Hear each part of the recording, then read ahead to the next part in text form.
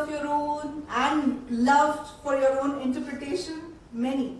Few of the things that you would have heard. It's an art of problem solving. It's about creativity. It's about functioning where design and art and design and science break even to create the perfect design.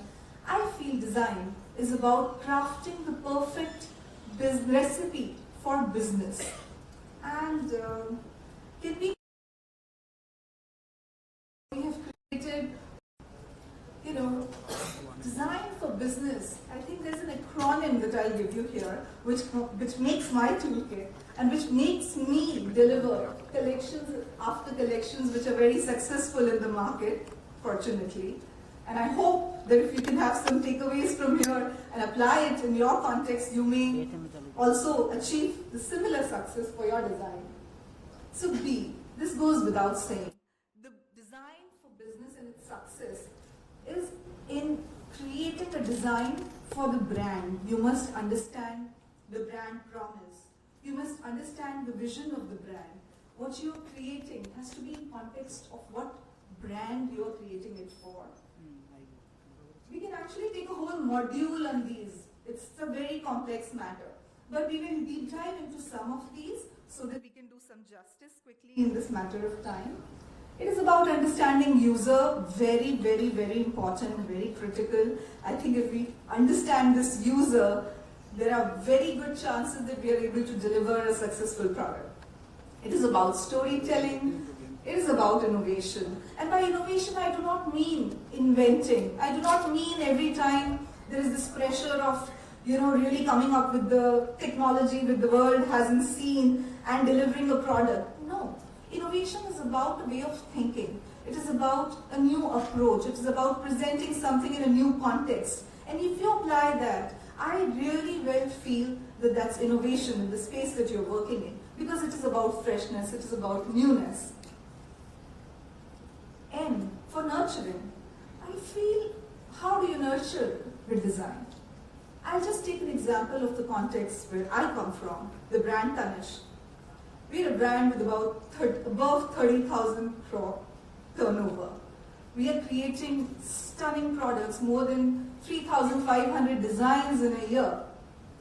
Each of these designs are crafted by a very talented set of people, the craftsmen, the artisans.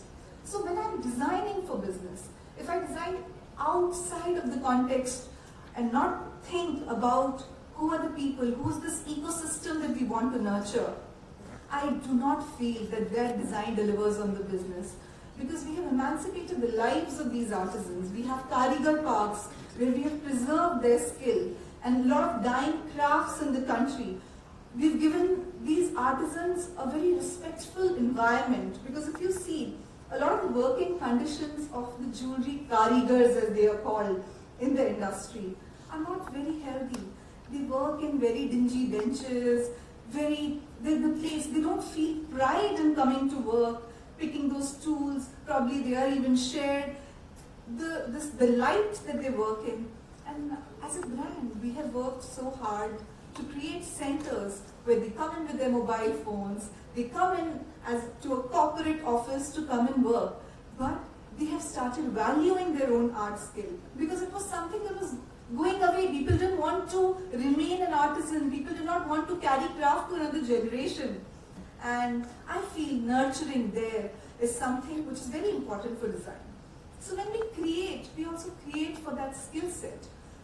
I'm not saying that 100% of what we do is going to support them, but there is a strategic decision that when we create some designs, we look at their skills and we create collections which can give them business and which can give them a churn and which can help them work and improve on their skills and keep them alive for the next generations. A design which is true to business will evoke feelings, will evoke emotion. It is desirable. When you look at it, you would want to own it. And design is also very strategic in nature. When you create something, you have to see how it is aligning with the vision and how it is building a direction where a company, an organization, or a studio, or as an individual, you would want to move forward to. And at the end of it, in a very Seedha Sada Bhasha. In fact, if you see that such a big booming market where they have certain disabilities or something due to their age, and that market of seniors has become so big. So what I'm trying to say is, it is not simple anymore to understand the consumer, because the consumer has many subsets and sub-subsets. So the more time we spend here is what will give us more success to actually start empathizing and understanding their situation and the kind of market factors that influence them. So, can I decide that I'll design for the boomers and they have a lot of money, actually they love to buy jewelry because they would like to gift it to their granddaughters, their daughter-in-laws and all of that, and they will not even flinch once. But if I design for them, what next? Because this mindset is also evolving. We cannot design in isolation. There are so many trends, mega trends, there are predictions for trends which exist in the market. Some of them you will see, I'm not going to read them out. There are so many of them because these are kind of things that are influencing this consumer. These are influencing the market reality. So take an example, continued globalization and interconnectedness, which will fuel cultural exchange, diversity and cross-border collaboration. Do any of you feel this trend really being big currently? Any examples would you want to share with me? Could be from anywhere. It doesn't have to be design. It could be music. It could be art. If you see, we are so interconnected. Of course, thanks to the internet and the mobile phones and all high-speed Wi-Fi, which is available just at the touch of our hands. It's increasing a culture where people want to cross-collaborate because they are able to understand and appreciate the other culture. Just take an example of Nick Jonas, in the music scene. He collaborated with King and it was big dhum-dham, yes. And I mean, did anyone imagine, leaving aside the angle that he's married to Priyanka Chopra, who's a Bollywood actress? Forget him. Let's look at another example. We have Diljit Dosanjh. He collaborated with Sia. What is this kind of a different taste of music? We are appreciating it and the globe is also appreciating it. So it is both ways. It is not the phenomena where India is looking out for the Western inspiration or influence. It is the other way around as well, because now we are truly becoming global citizens. So the point I was trying to make is we need to be alert about the evolving scenarios around us, and these trends influence our consumers, so we must be very watchful of them. So what are the things that are actually affecting before we create something? You all would have read. I'll tell you. The consumer, we spoke about, ever evolving. I think I see my parents using so much of Facebook and YouTube that I can't get my head around. I'm wondering, what are you doing on this? And I never expected that they would appreciate this medium, but they love it.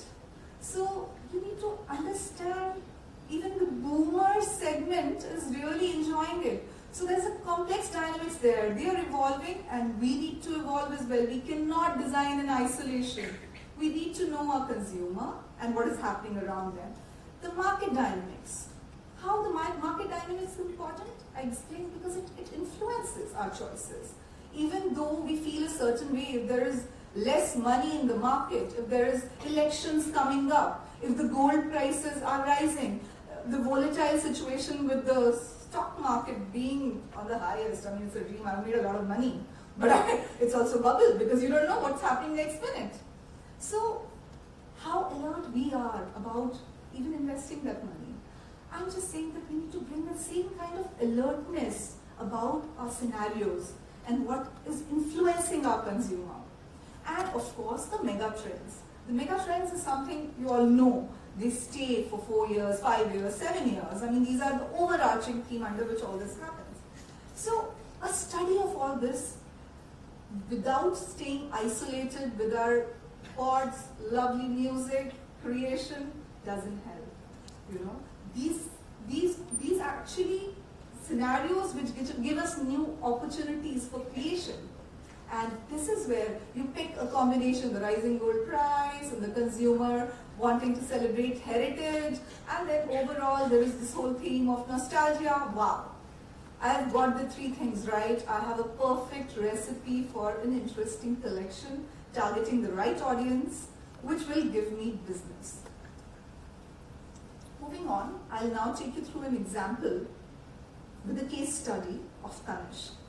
I was talking about the E of business. This ingredient is very important. It's evoking feelings, and especially in my category more than anything else. Because jewelry is something that you want to, it speaks to you. All the girls here, it calls you.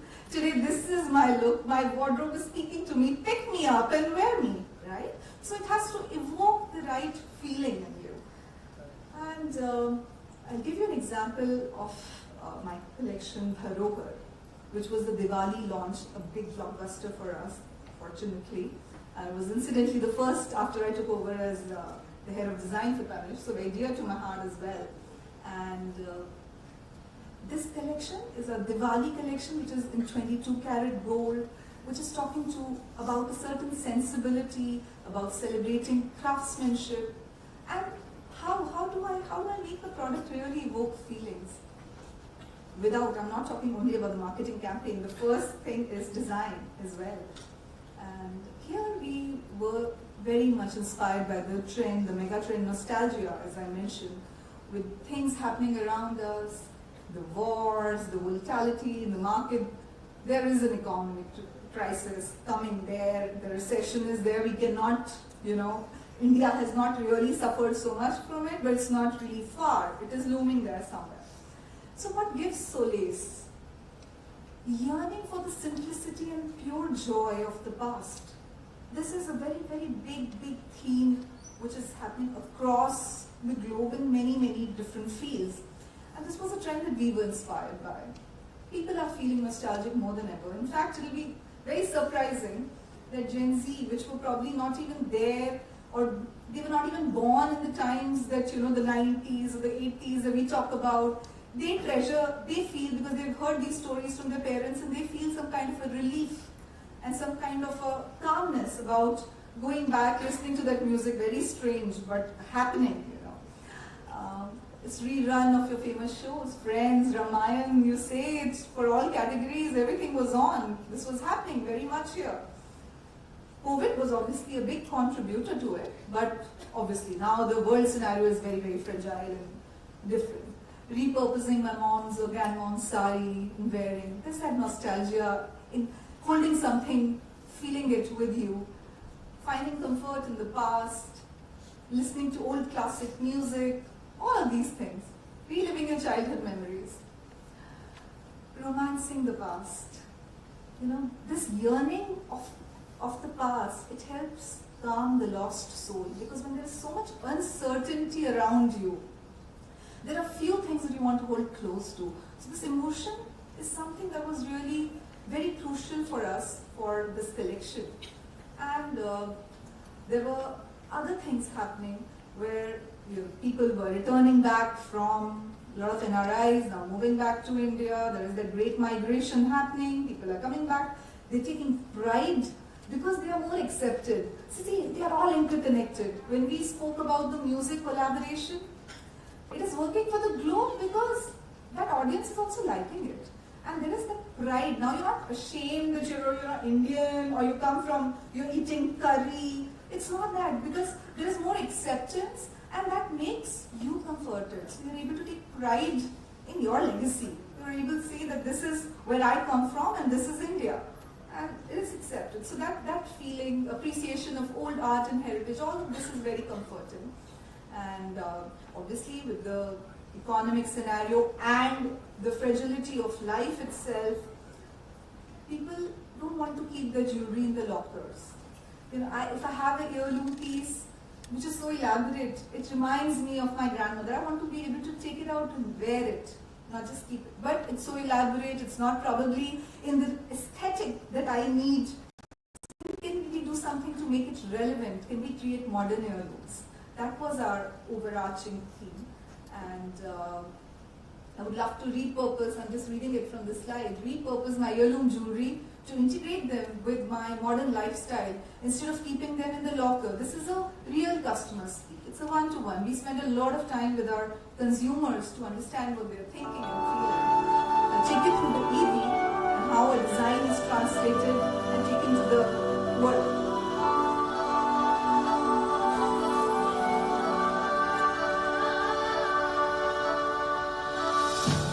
एक पुरानी रीत निकलकर झुमकों पे सज जाती है।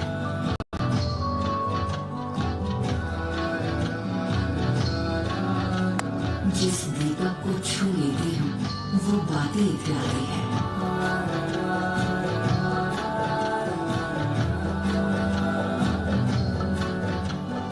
एक घड़ी जो बीत गई थी, एक घड़ी जो आनी है, इन सुनहरे आने वालों में दो घड़ियां मिल जाती हैं। एक पुरानी रीत निकलकर झुमकों पर सज जाती है। रोशनी चिखने आ जाती है सारी रस्में मीठे से। एक छोटी सी थाली में ही सदियां कई मिल जाती है। एक पुरानी रीत निकलकर झुमकों पर सज जाती है।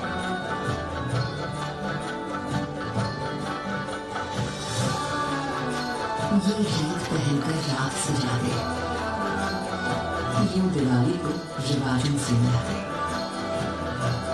तनिष्क presents धरोहर। So why I took you through this campaign? When your design is really rooted in the true inspiration, you are actually able to take it to the marketing and present that story. So what you saw in the campaign actually spoke about what everything that in detail I spoke, right?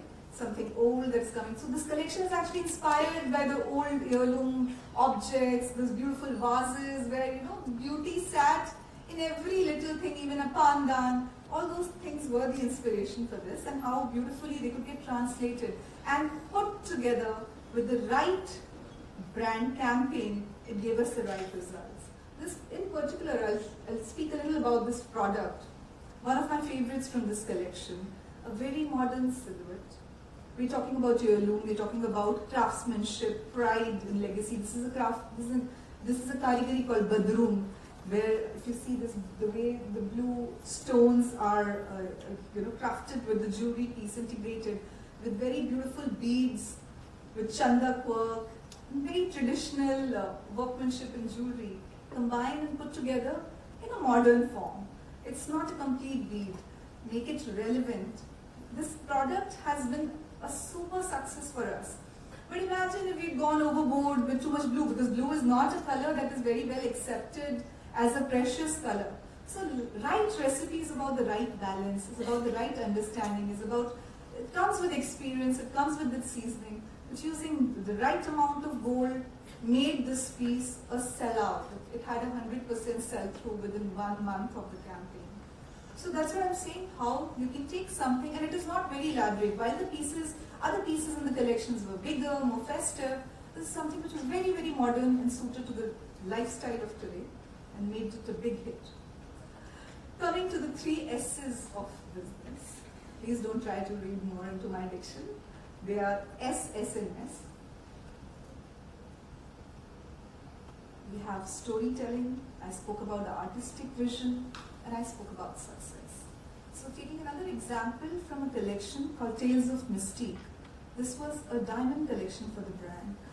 So storytelling, that is something that Tanishq has been able to do very well, because our processes are very pure and there is a lot of belief in design, and we are a design-led company. Strategic vision, how that is getting integrated, I will take you through. This is the campaign for Tales of Mystique. Storytelling, India on the rise, that was the story this collection told. Strategic vision have an international appeal, because the customer, with so much of global pollination, cross-pollination happening, our customer has evolved and is really looking for very, very modern, very well-crafted pieces of international standards and much higher in value. That was something we were not operating in that space. That was a need, and our design language needed to be aligned to that need. Success is creating a new niche. With this collection, There has been so much of appreciation from the industry, from many global platforms as well, because we showcased this collection in the Paris Couture Week with Rahul Mishra, and it has totally carved a new niche for the brand Tanish.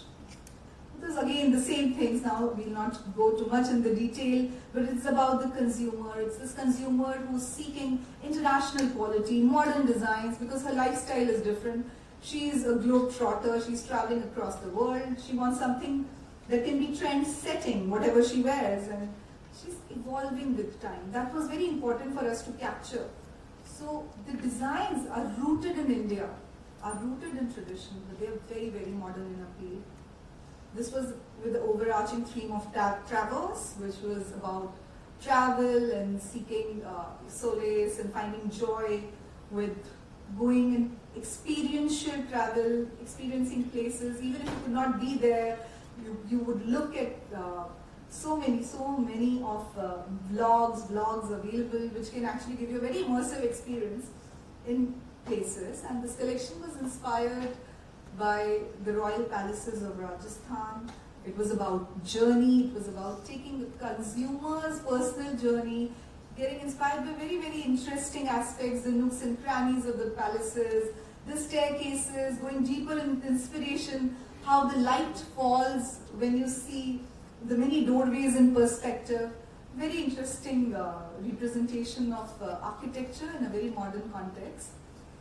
And it was the first for Tanish to go on a global platform and such a prestigious place in the Paris Couture Week in collaboration with Rahul Mishra. We were fortunate to unveil this collection. Why it was unveiled in Paris? Because if you're creating something new and you're creating for a new audience, you want them to give something global, how would the customer know? All the time your companies won't have the marketing budgets and bandwidth to spend on, right? So you take it on a platform. It was showcased in the mecca of fashion, I would say, and it was applauded by the international bloggers, and now we have presence in USA, in UAE, so all the more reason for us to take it to that kind of a platform and have this collaboration where two masters in craftsmanship came together and spoke about the beauty of our creations. It's a quick campaign for the collection, which again takes you through how the journey of this girl in the palaces, seeing different places, even aspects of the way the light is falling, which was our inspiration for the collection, reflecting in the campaign.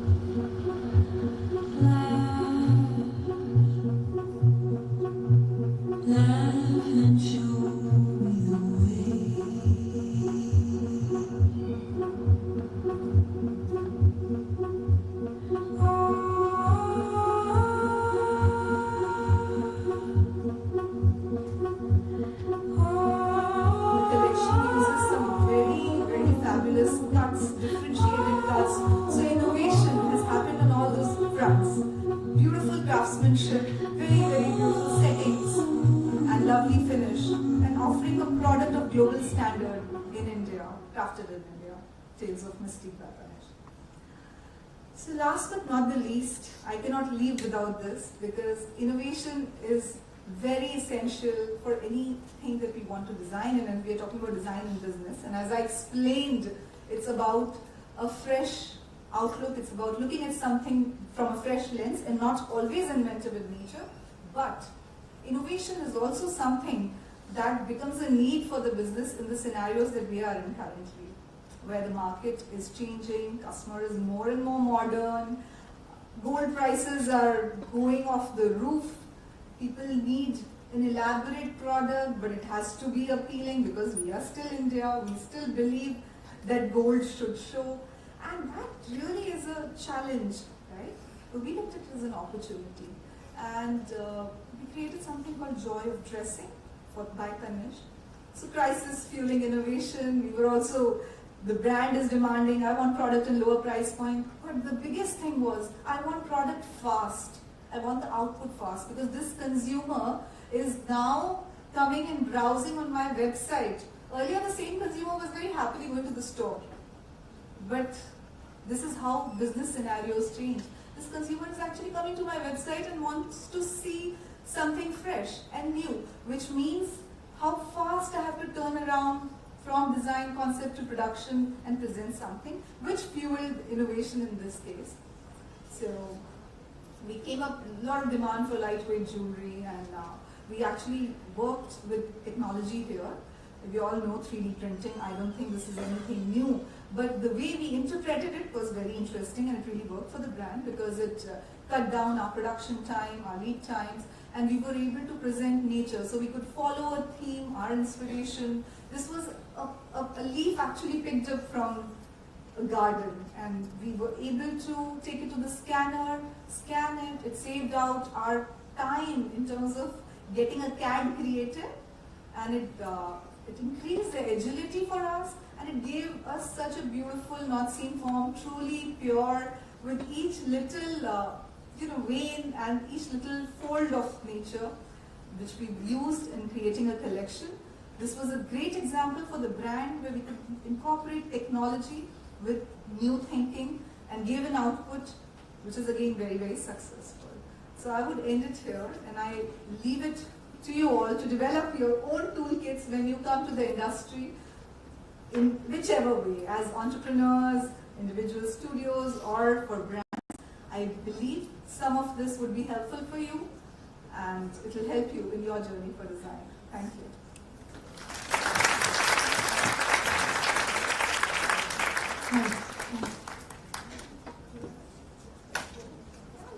Very happy. Hi, so if there are any questions from the audience? I'm happy to answer, but I thought maybe you're not in the asking mood today.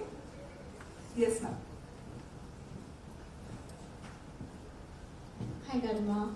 Thank you for the lovely session. So my question is, when you involve technology, so although you are saving all the time to design and all of that process, but when you are involved in 3D printing, how does it affect the pricing overall? When you're offering a very light product to the client, so do they really expect to be inexpensive as well, or how does that work? Very interesting question, ma'am. Actually, again, as I said, we need to look at the consumer. This consumer who's actually browsing us and asking for something new, which is lightweight. What is the mindset? She wants something which is very affordable on the pocket. And she is not the consumer who's looking at this in a breakup. Maybe the way my seniors would look at, or my mother would look. What is the weight band? What is the making charge? This customer doesn't care because it is something beautiful. You've given her an actual piece of nature. And it is so fashionable and smart, goes with her outfit. She's happy to pay. Yes. Because I think this is where the change is also going. Because they are well traveled, they see the world, they don't compare it only to a brand Tanish. Well traveled, not in actual also, but on the phone, right? You are able to see, you are able to browse through your favorite brands, and some of them, the big luxury brands in India like Tiffany, Bulgari, all looking at us. So this is where the evolving consumer has to be understood well, and then we create. But a very important question. You asked something very good. Yeah. Any other questions? Yes.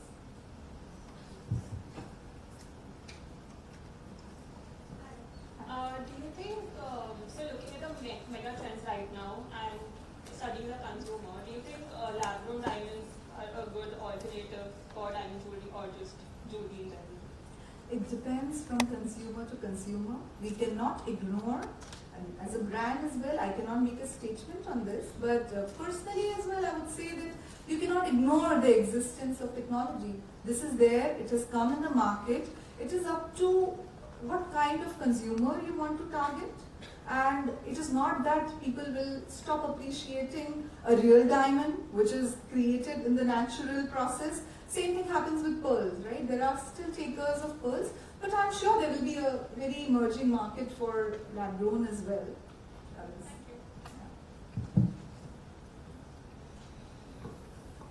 So my question is like, if a particular campaign doesn't do well as you thought, so what would your immediate comeback would it be for that period or that season of slot?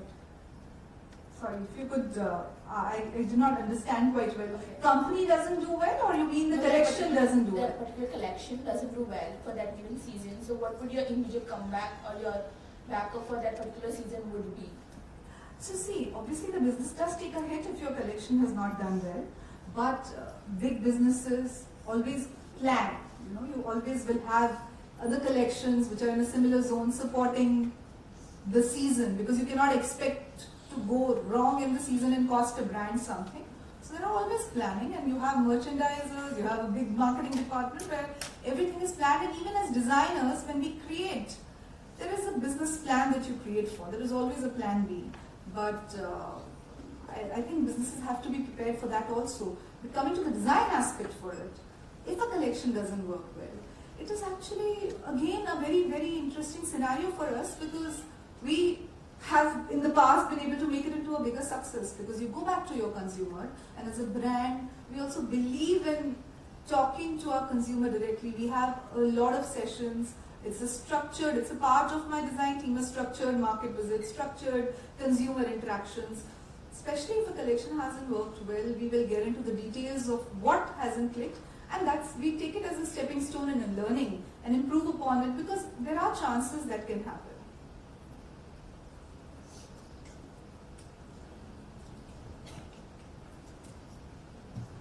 Considering the recent market trends, so the consumer also looks for something that is sustainable and also has variety. So like if I am a customer, I would also want variety in my wardrobe. So considering it's a real jewelry, how do you maintain the versatility, and is modular design a part of real jewelry? Like, do you consider all of this? Yes, of course, modularity is something very important, and we build it as much as we can in our pieces. But another aspect that you talk about, the consumer who's looking for variety, it depends from what set you are targeting. Because there is a subset which is happy just with variety. So you offer a price point product, a beautiful design, something very lightweight, something very beautiful. The customer wants to collect and move on, in fact not even bother coming back and exchanging or demanding that I bought this and you create a new one and give it to me. So there are both kinds, of course, but Hi, so you were talking about brand identity, right? yeah. So I want to ask you, is there a vision when you create it, or do you believe it's a natural process? And about that, how do you sustain it in such a busy market? So as I said, it's an evolving process. It's not just the consumer and the market dynamics that evolve and change. It is the brand that has to keep up with these changes, even in the overall, see the very hardcore mission and goals of the brand don't change, because as a brand, if you promise good design, great quality, great value, and true material, those parameters will never change. But with the changing dynamics of the market, you never know, right? How she asked a question about lab-grown diamonds. There are brands to cater to that segment could probably create a different design language, could probably create a different sub-brand to cater to a certain segment and the evolving needs. So we currently also have Mia, Carrot Lane as a part of fine jewelry. They are all a brand of Tanishq. And we also have a Zoya, which is in the luxury segment. So based on these changing scenarios, brands have to be agile and also redefine, relook and rejuvenate themselves and cater to the market. If the opportunity is big, chances are a sub-brand gets created. If the opportunity is small, chances are the sub-collection could get created. You could cater, maybe how she mentioned about modularity, maybe you look at alternative materials which are cheaper and combine them with gold. You look at a lower caratage of gold. All of those possibilities exist.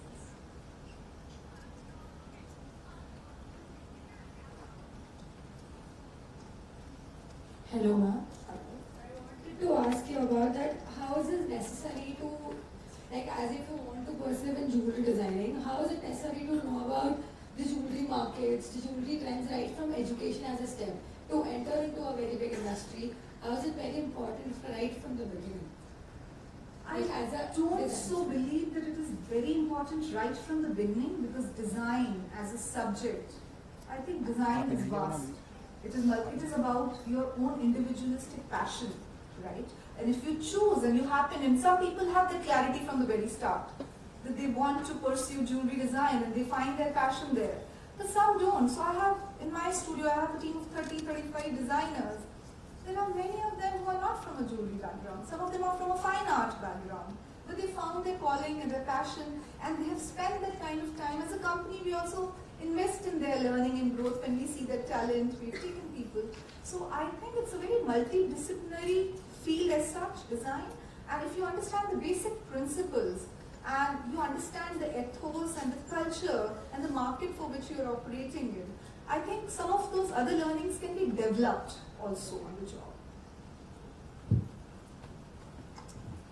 Good morning, ma'am. So let's say if you produce a particular collection in the market and it doesn't perform well, so what do you do of the pieces, unsold pieces in the market, or for how much time do you hold it in the market? Those are business strategies. I think there are different departments who can answer that well. While I know I would not want to give you vague answers, but we do have assortment, merchandising, and a category team, and these are robust processes which are inbuilt into the system. So there are chances. Sometimes, as I think someone asked me about failing of a collection, and there are sometimes discounts given on these collections. There is a window that we have for which a collection will be in the market where it is supported. And also now the process has become much faster. And fortunately, there is one blessing that we work with a material called gold. So the risks are hedged. So in this category, that helps as well. Yes. Hello, my name is Harsh.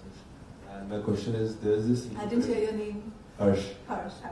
So ma'am, there's this new trend in Gen Z of minimalistic aesthetics. Yes. So that's directly connected when you're designing the product. That's directly connected to the weight of the gold. So when you are designing the collection, what's the mindset you have in mind? Because the sale of goods and the gold is directly involved. Right.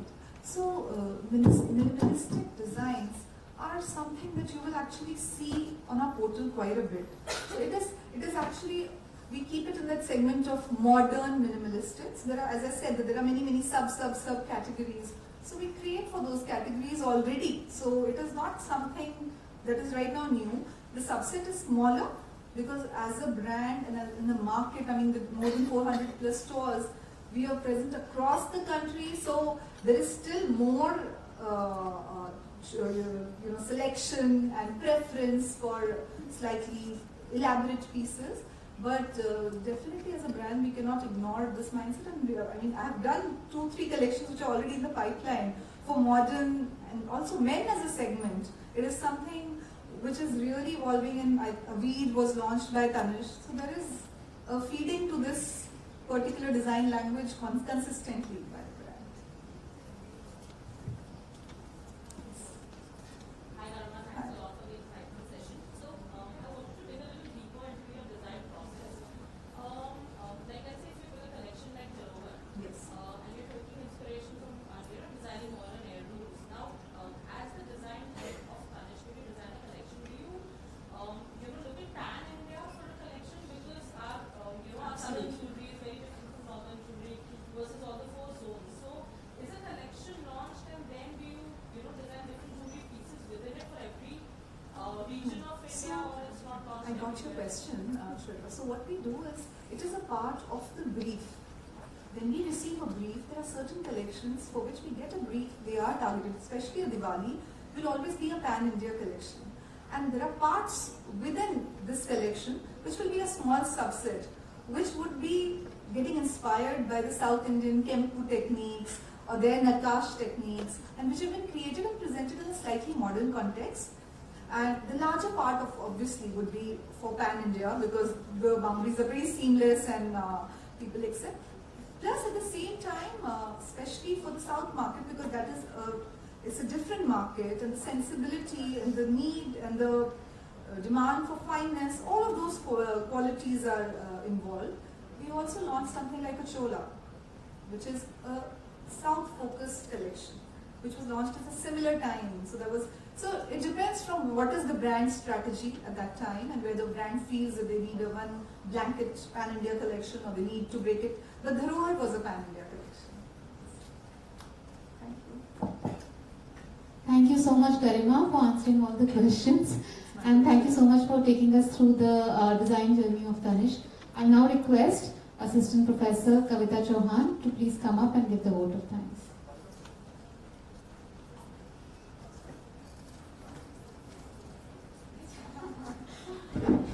Thank you so much, Garima. It was a wonderful session. I have a small story here to tell you. I'll take you back a few years. So I was working with Farah Khan and we had this small collection, Farah Khan for Tanishq. I was the design head at that time and I had to really push the wall, that I need a little more design-centric piece here, and I had to really fight with the team because Titan, like a big round of applause for doing that. They are a very, very client-centric. They know their client like nobody else. So they exactly knew that what they want in the collection and what they not. It may be a pretty design, but they knew it would not do well for their client. So congratulations, Garima, for leading the Titan and the Tanishq team so very well into a design-centric world, and beautiful designs from then to now, and I'm sure in the future. Heartfelt thank you for your time, and also I think in this session the biggest takeaway for me, for the students, she really brought to light the importance of the process. That the process is not a frivolous thing at all. It is the core, and she very well explained that in today's session. Thank you so much. Thank you, Kavita, and thank you, Garima. And thank you all for being a wonderful audience. The next session here is with Mr. Manish Bhatt in 10 minutes.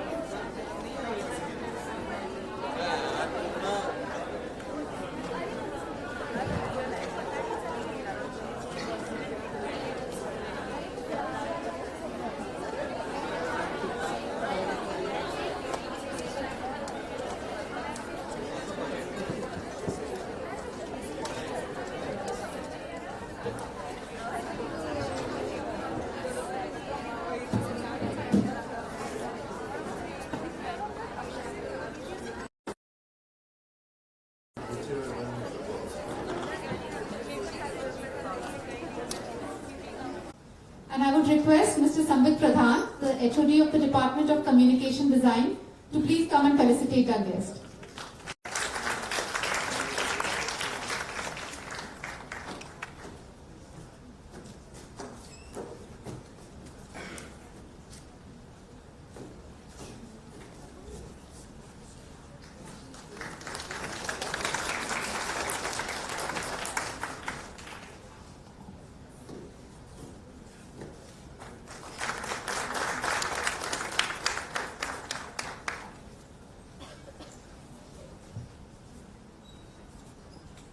Thank you, Sambit, and over to you, Manish. So how many of you were in 2022 ADWC? It's great. Reduce the light as much as possible.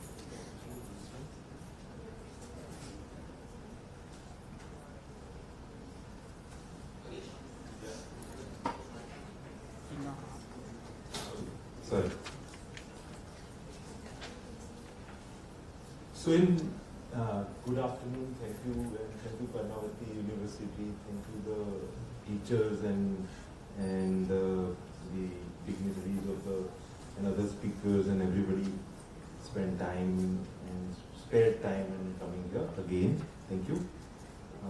I'm grateful, and I was invited in the speaker list of 2022 ADW3, and this was the people.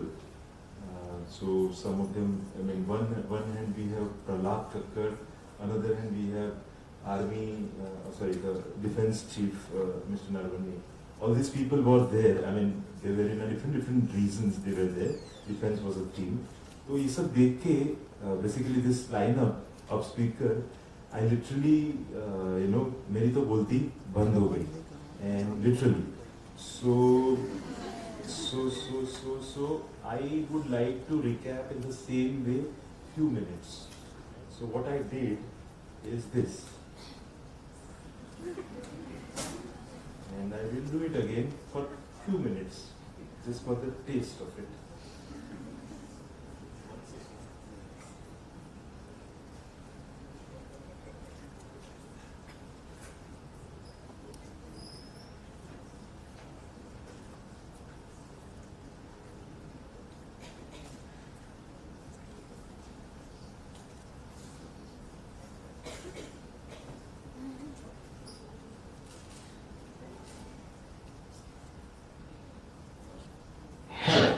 You have reached the residence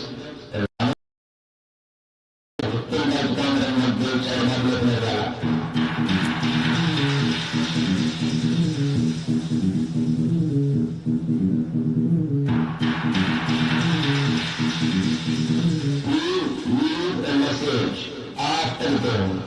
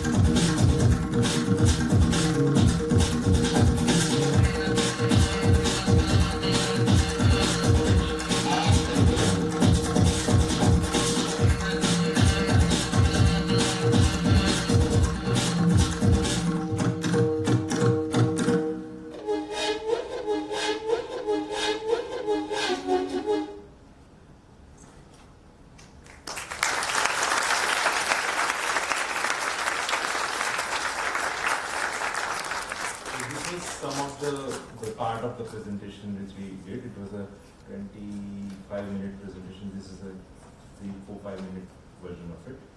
So this was which I thought can be designed because see, there are lots of speakers who are actually coming from design field. I am like using design is one of the things I do use in advertising as a center of it. We do a lot of things. So this is my understanding of design, that it's just you need to spot things like a Lego block from everywhere and just kind of rearrange it. It's like if there are chairs kept in proper manner, then disrupting them or misarranging them is the design, or rearranging them the design. Depends. You want to be standing out. You born in a nature. You decide whether you want to stand out or camouflage, and that's the design and that's the life. So yeah, and then there are some more culmination because I have seen most of the time what happens is that the designer born in a designer family, where designer clothes, designer nappies, designer parents will give designer cradle, designer pram, they go to designer school, designer college, do a designer course, and then go to designer agency and designer country. So I just wanted to tell the people that, okay, there's India level. Design can be, and second thing is the examples which I could give, because I didn't have all the examples which was designed, and that's why, and all the opportunity which could be designed. So I consider everything is design, and hence I said that all the things which I do, I see design in it, basically. So whether it's film, image, 3D space which I design for my office, or image or audio, everything. There are designs of words, design of pictures and multiple mediums, design of the sound, design of space, whatever it is. So yeah, design is in everything, everywhere. Design is omnipresent. Design is in the house you stay, the gully you play cricket in, and the mohalla you born and brought up at.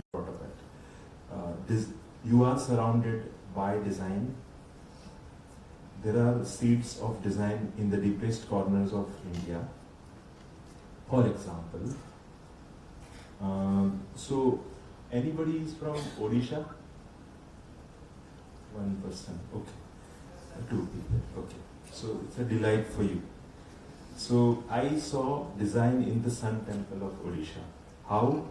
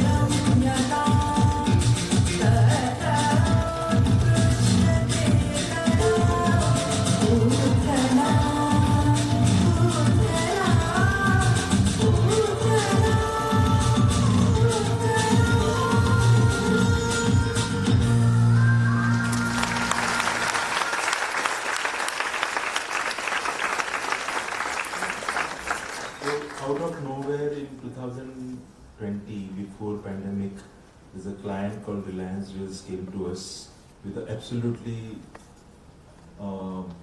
unheard of in advertising kind of a brief where there you can use all creative forms and express. So whether you go and research the culture or you go and study the music of that region, or you use animation, you use typography, you use imagery, I mean everything, I mean lyrics, culture, literature, everything. So this is a project where it started. So we, what we did is, because some of the inspirations where the jewelry was designed was are not in a simple two-dimensional plane. There were architecture, there were art, there were a mythological boat. So we converted them into a common possible, kind of a art style, which is a drawings basically, and then try to communicate it in other mediums also. So all the things, all the elements has been specially designed, whether there's a backdrop or whether there's a typeface or whether whatever, we try to do made for that culture. Our idea is that if we are very happy and knowing about the civilization, looking at the utensils of Harappa, I think in New Age time, whatever you create for a culture, after 100 years or 1000 years, someone will use it as a documentation of that culture. That is the responsibility which we took, and we tried to attack the culture in that manner. So yeah, so we did everything. We had Pattachitra jewelries, we had Konark temple, we had Mukteshwar, we had the headgear of Odissi dance, all the things. So even the model, Pichika, backdrop, everything was designed for the culture. And we gone as deep as we could in pandemic, in with masks basically, and we did this. दीदी, आपको पता है ओडिशा का दूसरा नाम उत्कला है। उत्कला यानी उत्कृष्ट कला। 10 साल से ओडिसी डांस मैं कर रही हूँ और ओडिशा की आर्ट हिस्ट्री के बारे में तू मुझे सिखा रही है। वैसे तेरा ये कलेक्शन किसी को भी ओडिशा की कल्चर ट्रिप पे ले जाएगा। मेरे राजा सानी मेरे माँ परे जा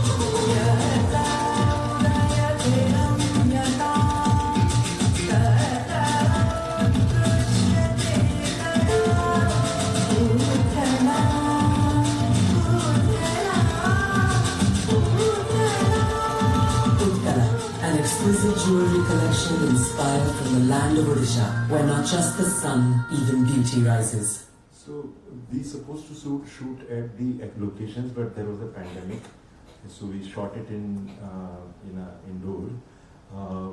This gave me an opportunity to first time, not only writing Hindi lyrics, but write a Sanskrit shloka, which I don't think I will get again. So that was the opportunity, and that was the culture can drive you to. So how many UPI from Varanasi, anybody is there? Banaras, UP. Okay. So okay, enjoy then, Banaras is any which way a place. So I found design in the ghats of Banaras. So we saw all this ghat and traced them. Then we got this ancient gateways, Banarasi sari motifs. Then we Ganga Aarti motifs, Gulabi Minakari. And then we created a full-fledged typeface for Banaras. So, yeah, we called it Kasim. So we can name them, we can design the exclusive typography, we come up with a central thought, because beauty and spirituality meets become like divinity.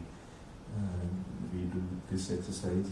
We also have to have a style. So Sanji art is something which is common in North India. So Banaras does not have a specific art form. So we converted all the inspirations, which are architecture, Aarti, a lot of different things. We converted into Sanji art, and we created a backdrops to shoot jewelry. So all the backdrop is been screen printed cloths which is there. It's been all diligently done from the particular culture. So yeah, they are not just another prop, but you see Ramnagar Fort or all the motifs there. Even the shoe, everything which has been done in that sense. And then of course we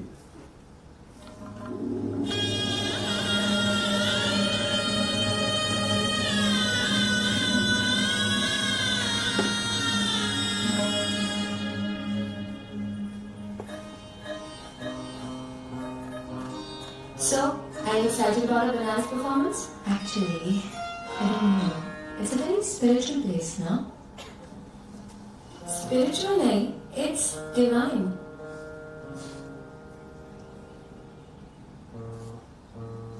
ये देख, कास्यम.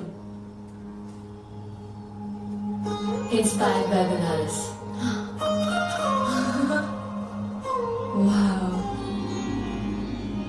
I have an idea. ये पहन के perform करें?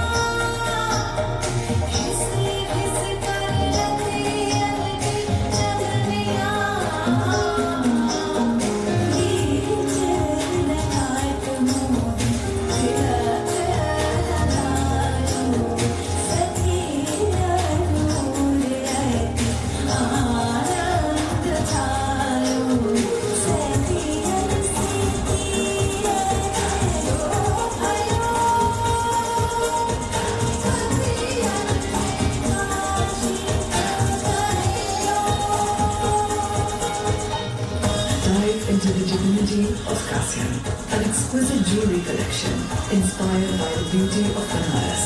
Reliance Jewels. Yeah, so this gave us an opportunity to work with the best धीरे-धीरे we progress. So, and not only that, this also gave me an opportunity to write a Thumri in Khadi Boli Braj Bhasha, first time in my life. Anybody from Gujarat? Okay. So, we had a next exercise or next culture was Run of Kutch. So we saw embroidery of Kutch, we did a cultural recce. So all these projects are minimum 6 months long. So we spend full 6 months diligently. We do desktop research, then we do a cultural recce to go those places. I think from last ADW I went to Kutch for the same reason, so I remember. So yeah, so we go there, we drink their tea of their dance, we eat their lunches, we go to the places are forbidden, we go deeper to the culture, we sing their bhajans, everything, and we kind of learn everything which we don't get it in books and internet. And then we put it together, and then we kind of like each tattoo, what does it mean? You can only hear from a Rabaran. You won't be getting a book from that for that. So yeah, so we meet all masters of Ajrak. We meet the one and only family of Rogan.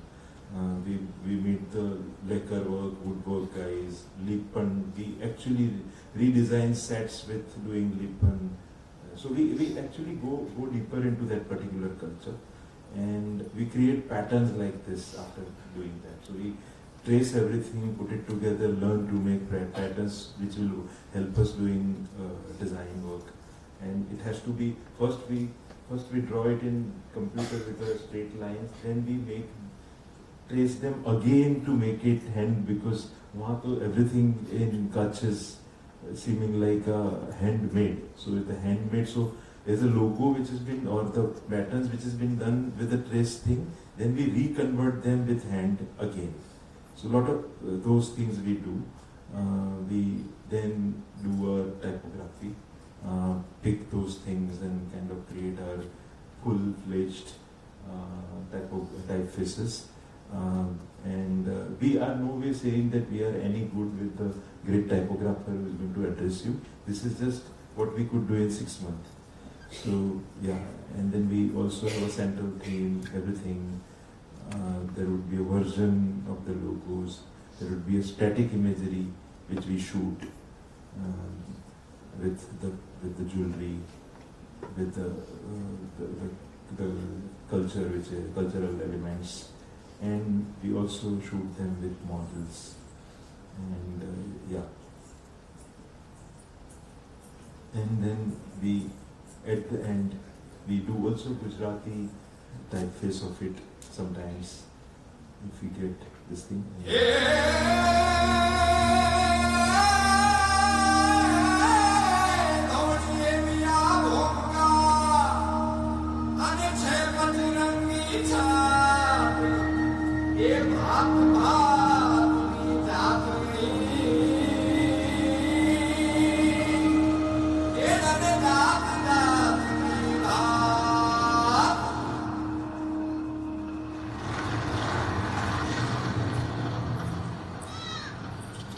Kutch में कहाँ जाओगी दीदी?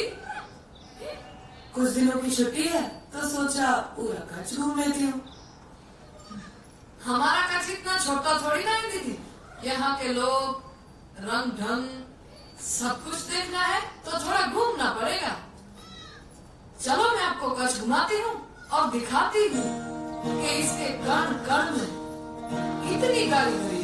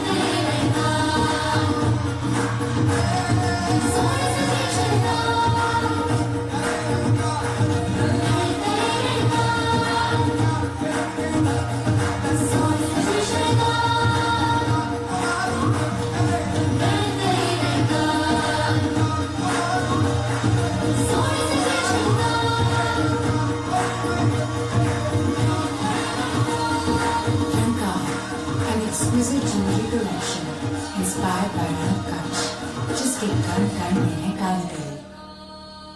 Reliance Jewels. So when I gone for the cultural recce and research, मुझे सबसे पहले बोला गया कि जो गुजरात टूरिज्म के एड में जो अमिताभ बच्चन ने लाल कलर की पगड़ी पहने है ना, ऐसा कोई पगड़ी उधर पहनता नहीं. And that hurt me. And then I decided that I will do my due diligence even more thoroughly. मुझे भी लगता है कि गुजरात में खुशबू जैसी कुछ चीज़ नहीं है. बट कैसे गुजरात की खुशबू है मुझे बाहर वालों को शायद पता है, but there is no Gujarat में कोई there is no खुशबू. So sometimes you really feel hurt if there is a culture being misinterpreted or mispronounced. So I think one need to correct it. So this gave me, when I wrote this folk song, which is again my opportunity, that it should not look like someone has written it. It should seem like it is there as a folk song, which is actually spoken. So that was the this thing, and that has been validated, forget, by the stalwart like Gaurang Vyas or something, but also the folk singers and local people of Kutch. So that was reassurance that we could achieve something which is probably required for the culture. Yeah. Maharashtra? Yeah, I think there's a, okay. So there is a Rangarang Karyakram for that. So yeah, we we name them, we again do the same exercise. So we go through the Varlis of their royal heritage, their vadas, their palaces, their paitani, everything. So, and then we name them. The Maharashtra in our research is actually synonymous to Ghat, glory and grace, basically. So yeah, so we create this sort of a pattern. We wanted to animate this, we didn't get time, otherwise we wanted to animate this poster. All those things, statics, this, that, and then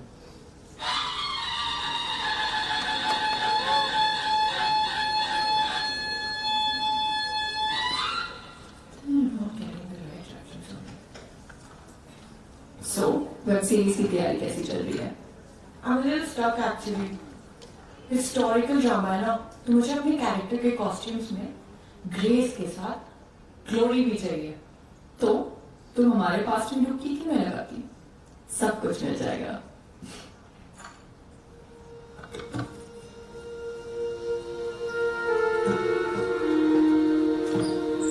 Maharashtra की history के हर पन्ने पर जितना grace है उतनी ही glory झलकती है.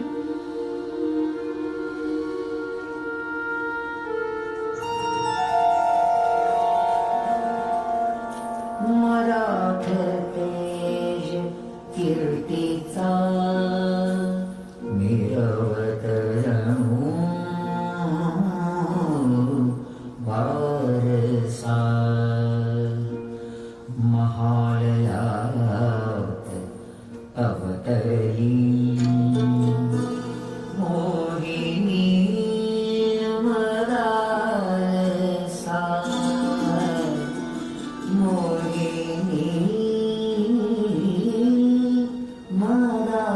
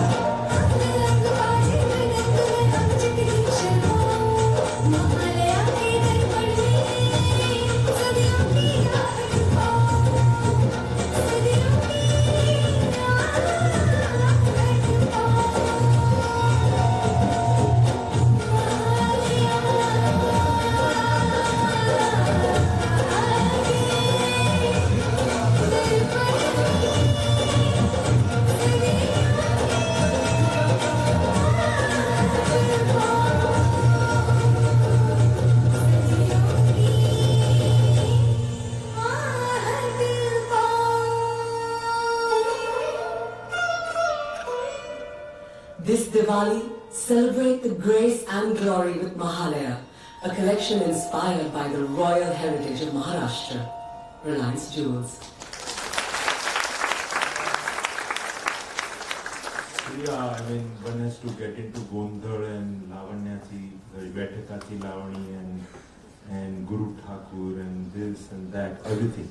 So it's one cultural experience. You just have to completely get into deep like that girl. So Anybody from south of India or Tamil Nadu? Okay. So Tanjavur specifically, it's basically a lot of thing, and then come into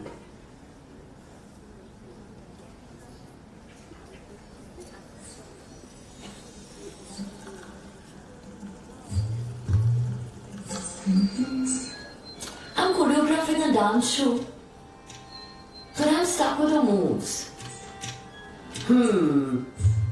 I will show you 108 karnas. Yani 108 dance moves. Chal, let's go to the temples. Temples? ये देख, तंजावुर के temples और art से inspired. Wow.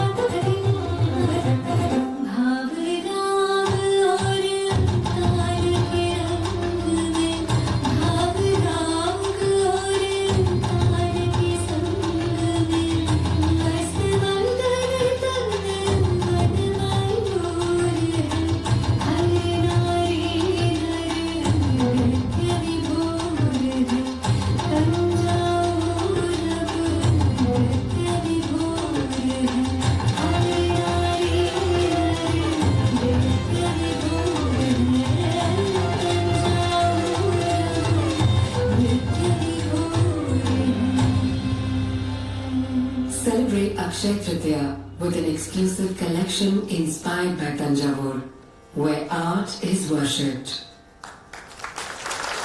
Reliance Jewels. So yes, I mean, going deeper into the culture is one thing, but sometimes you get always some surprising opportunity. Again, there's a 10,000-year-old musical instrument called yal. We used in one of the shot, which is actually a high point for a creator. Bengali koi hai? Anybody? I've been told that there are very little Eastern geography ke log. Anyway, ठीक है, then we still need to enjoy. So yes, this is a Bengal ensemble. Everything done again, due diligence, and then coming to straight to the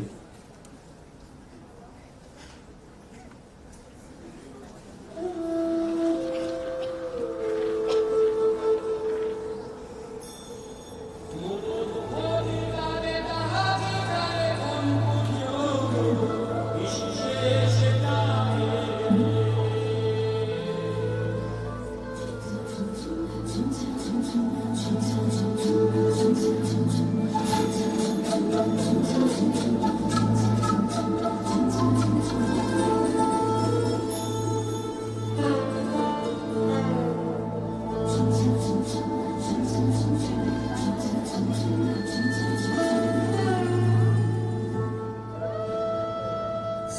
की स्याही से सुनहरे अक्षरों में मैंने तुम्हारे लिए कुछ तराशा है। पढ़ सको तो पढ़ लो स्वर्णभंगा, शर्म से लाल हुई मिट्टी की ये परिभाषा।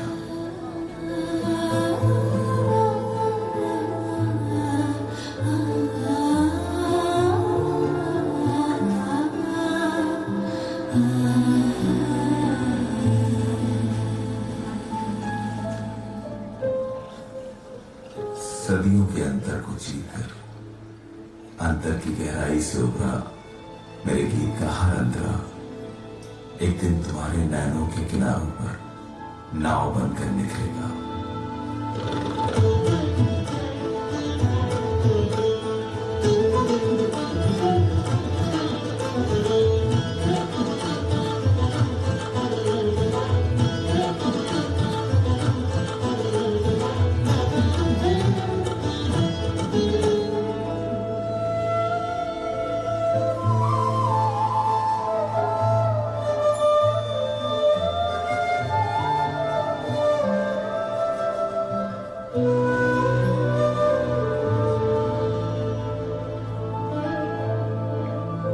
हर फर्श को सतरंगी स्पर्श से किसने रंगा है स्वर्णभंगा।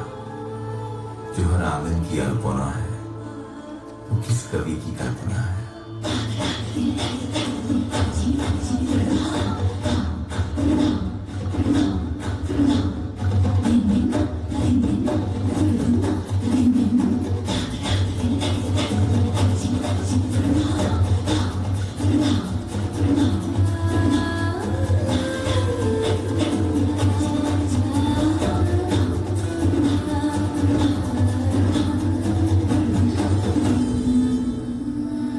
उमंगों की उछलती तरंगों के आर पार स्थिर सुनहरे अप्रतिम लौ को युगों से जो ढूंढ रहे हैं वो तुम्हारे नैन नहीं पतंगा है। इतिहास के पन्नों पर जिसका नाम स्वर्णभंगा है। Celebrate Diwali with Swarnabanga, an exclusive jewelry collection, a poetic tribute to Bengal by Reliance Jewels.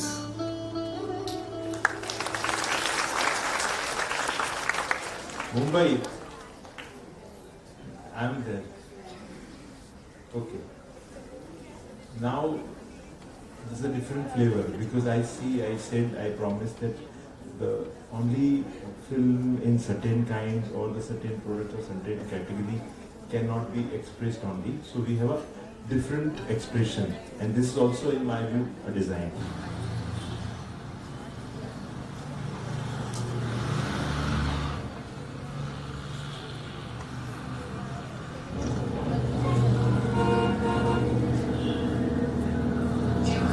Uncle आगे से लेफ्ट करो ना, राइट से ज्यादा सही है।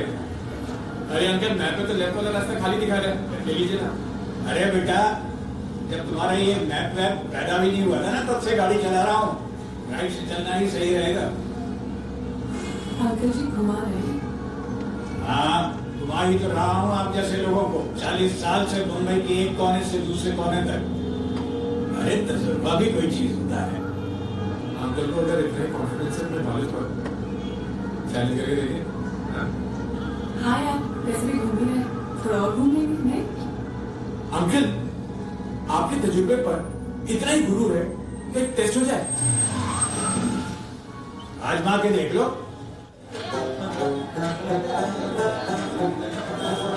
अंकल अब बताइए हम किस एरिया में खड़े हैं?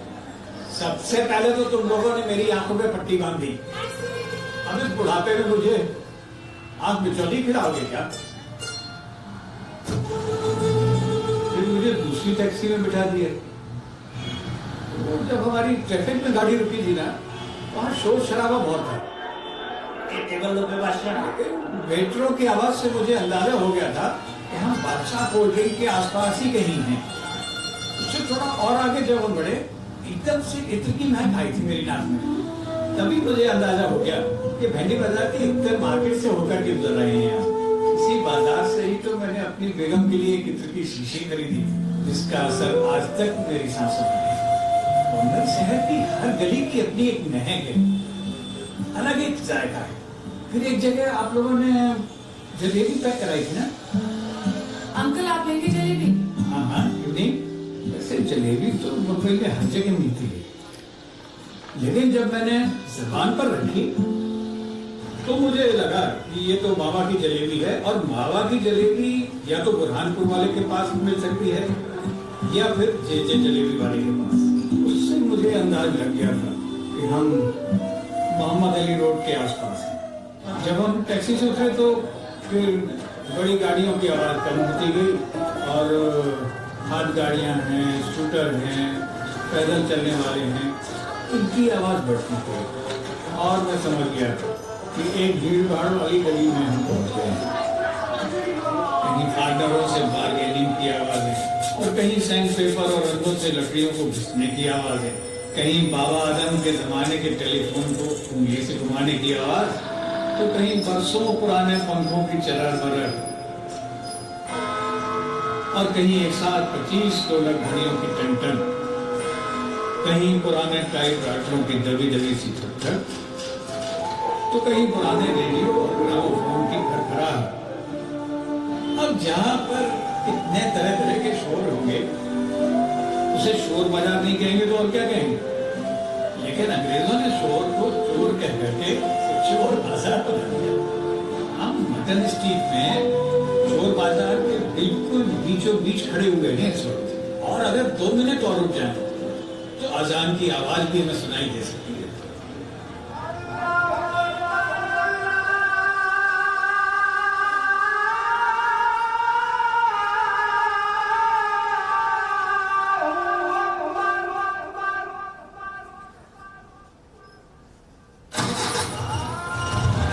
जिनकी रग रग में सीटी दौड़ती हो ना, वो आंखों से ही नहीं, सांसों से, जुबान से और कानों से भी सीटी देख लेते हैं।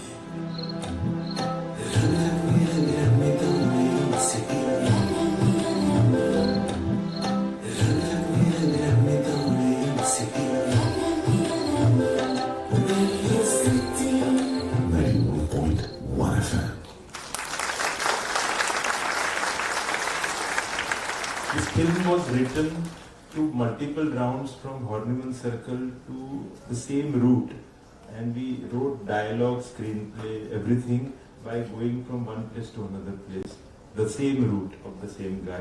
And after multiple time experiencing eating those faludas and ice cream of Badshah cold drink, eating those jalebi, eating everything and going through that, that is the way we could create this film. Goa तो सब कोई जाता है, everybody goes, yeah. And there was a, just like Ahmedabad Design Week, advertising में एक festival होता है, Goa Fest. So we were given mandate to do a design, do the full package of Goa Fest. So it was a visit of Goa, where all advertising people come and do rain dance, and also watch film and celebrate advertising. So what we did is we studied the culture. Sir. I'll have the crab reshard. Okay, sir. कितना time लगेगा? I'm getting it, sir. Boss, that one. Yes, okay. जल्दी हाँ. Dude, कब से wait कर रहा हूँ. Where's my order यार? I'm doing it, sir. Damn, this guy's.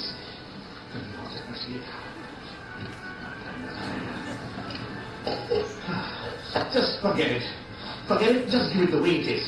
Sir, but it's not ready, sir.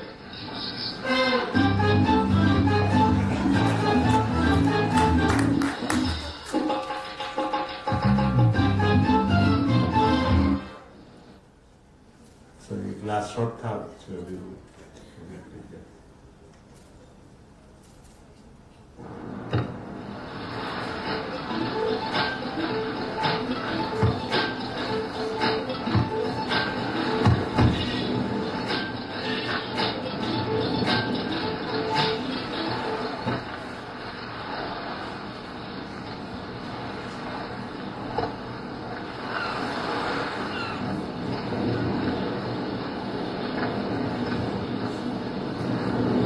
तुम्हें तो नहीं आते क्या?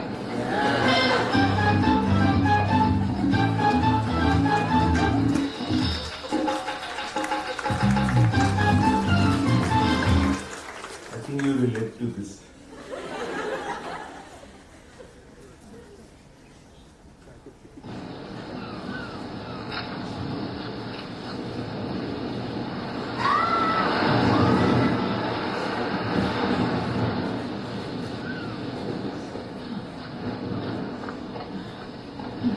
While you sit here contemplating the delights of a crunchy crustacean delicacy, circumstances are conspiring to create a catastrophe of colossal proportions. A Caucasian colleague of mine who was cavorting in the sea has been cloaked by the cruel convulsions of the choppy sea. And unless you make a concerted charge right now, the countenance of my colleague could be clouded by the spectre of calamity, and it could be curtain for her. Hello, क्या बोल रहे? The complaint is complicating man.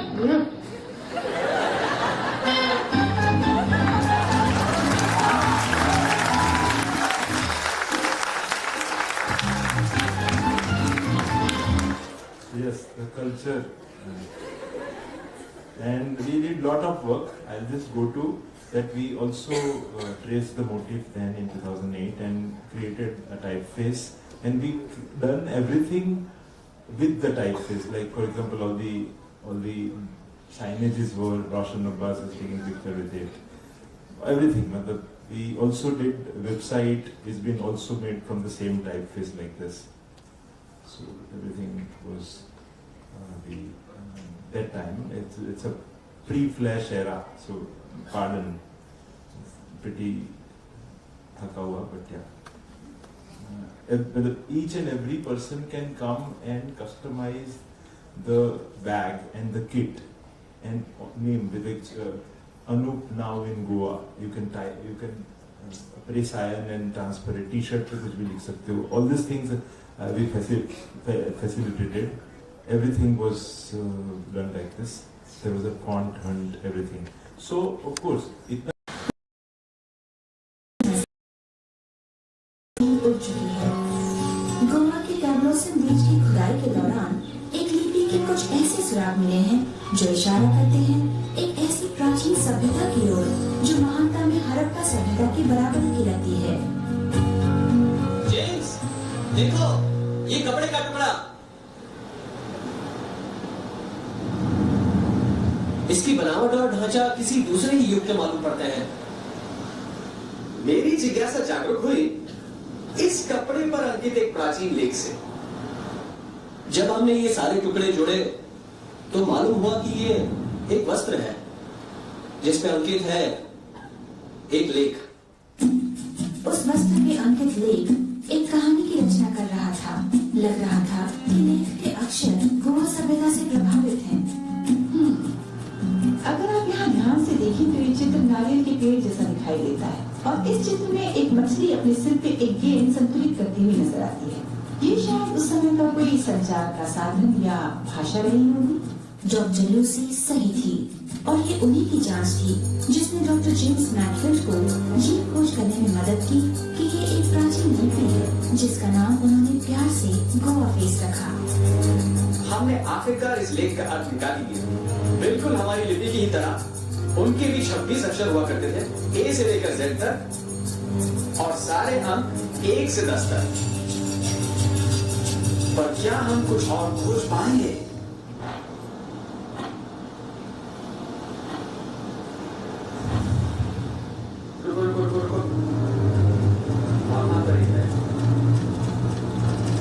भाग्य यकीनन इस सर्वेक्षण दल का साथ दे रहा था और जल्दी ही इन्हें एक और अवशेष मिला। गत्ते का एक ऐसा टुकड़ा जिसमें वही गोल फेस का लेख था। ये गत्ते के टुकड़े काफी अद्भुत हैं। इस पे छपे चिन्ह बताते हैं कि ये किसी प्रकार के दिशा निर्देशक थे। अगर आप इन्हें ध्यान से देखें तो ये है P A R S बार यानी मधुशाला, और ये P U F F E T buffet. तो ये दिशा निर्देशक चिन्ह इस बात की ओर इशारा करते हैं कि इस सभ्यता का एक बहुत बड़ा समुदाय था जो समय समय पर किसी तरह का एक उत्सव आयोजित किया करता था। देखो ये रबड़ का टुकड़ा जो हमारे खुदाई क्षेत्र के पास मिला, किसी चीज का हिस्सा हो सकता है। इधर देखो जेम्स, एक और रबड़ का टुकड़ा पिछले टुकड़े के जैसा, और देखो इसमें भी वही लेख है। क्या होगा अगर हम ये टुकड़े एक साथ रखें? ये क्या, एक चप्पल? उनके पास उस समय में भी चप्पल थी। इसका मतलब उनकी सभ्यता काफी आधुनिक थी। ताज्जुब की बात है, ये लेख इस पर क्यों अंकित है? हाँ, इसको निकालो पहले। वो क्या है? डॉक्टर जेम्स मैक्सवेल के रास्ते में अभी और भी आश्चर्य आने बाकी थे। एक और बारीकी से सिला हुआ कपड़े का टुकड़ा खुदाई क्षेत्र में पाया गया। तो ये कोई टोपी नहीं है और ना ही कोई वस्त्र है। इसके बारे में आप क्या सोचते हैं जेम्स? मुझे पता नहीं, पर ये बहुत रहस्यमय है। इससे जुड़ी धातु की कड़ी से लगता है कि ये थैला हो सकता है।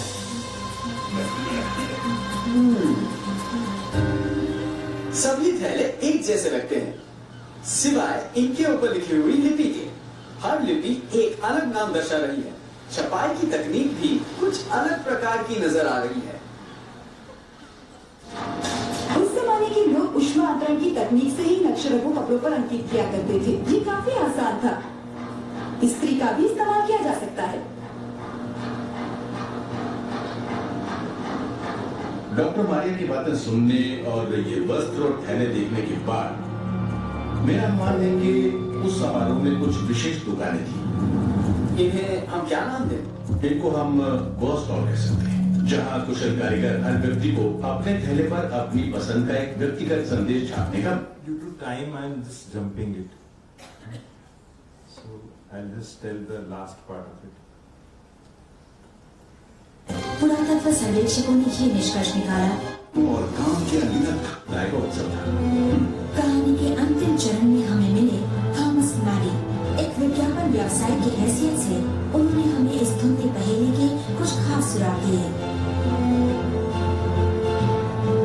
कई साल पहले काम के तनावों, अनुचित मांगों और काम के अनियमित घंटों ने विज्ञापन समुदाय को बना दिया था कुछ ज्यादा ही गंभीर और नीरस। आमोद प्रमोद और जश्न के दिन जो इनकी कल्पनाओं को नई ताजगी देते थे, अब खत्म हो चुके थे। मुझे लगता है कि ये उत्सव विज्ञापन व्यवसाय की उस खोई हुई ऊर्जा को फिर से उत्पन्न करने का एक जरिया था। मेरा अनुमान है कि ये वही अनुदेश है जो एक विज्ञापन संस्था को उस उत्सव के प्रचार के लिए दिए गए होंगे। 8 महीनों के गहरे अनुसंधान के बाद पुरातत्व सर्वेक्षकों ने ये निष्कर्ष निकाला कि इस लिपि की रचना एक ऐसे विज्ञापन उत्सव के लिए की गई थी जो 100 साल पहले आयोजित हुआ था। देखो जेम्स, मुझे इस थैले में क्या मिला है? लगता है वो एक भूख विलास में डूबा हुआ समुदाय था। शायद हमें 100 साल पहले जन्म लेना चाहिए था।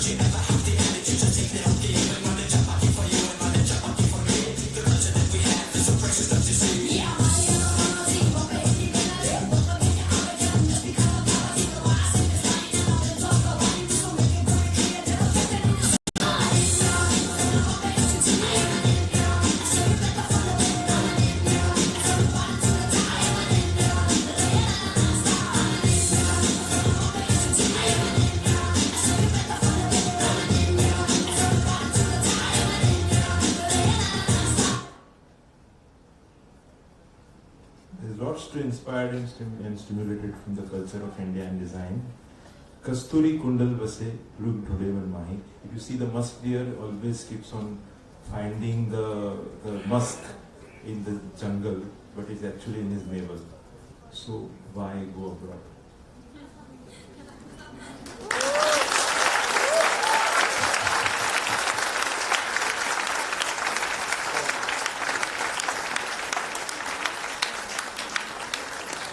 Thank you, Manish, for that very, very engaging and interesting session. Due to time constraint, we won't be able to take any questions as the next session is about to start in 5 minutes. But I would request Professor Rahul Bhattacharya, HOD, Integrated Masters of Design Program, to please come up and give the vote of thanks.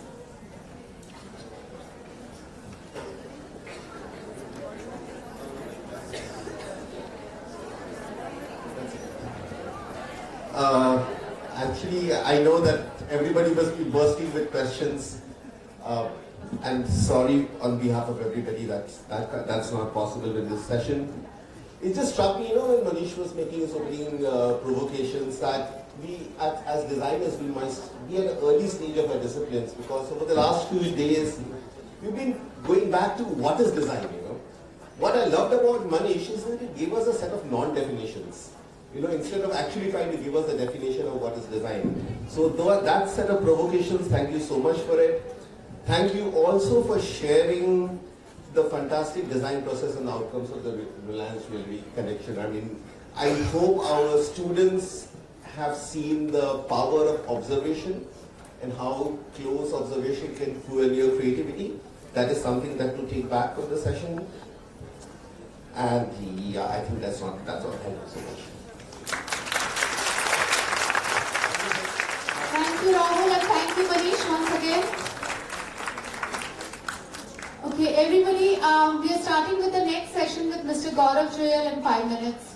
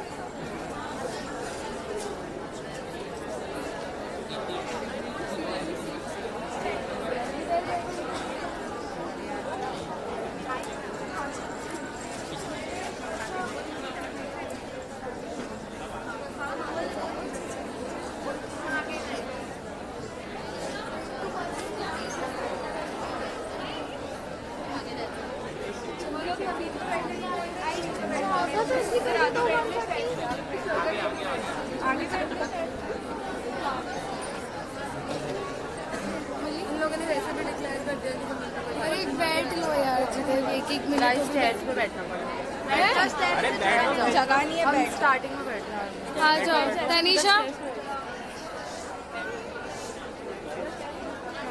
कितनी भीड़ की नहीं आना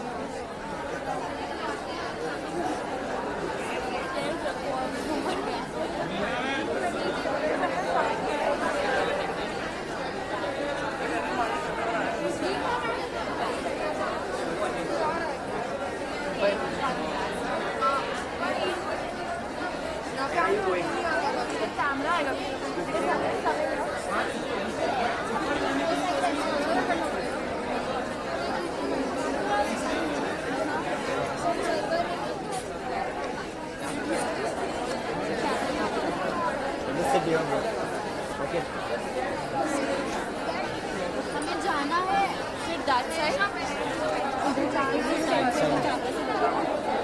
हाँ चल चल चल चल चल हाँ बोलिए वो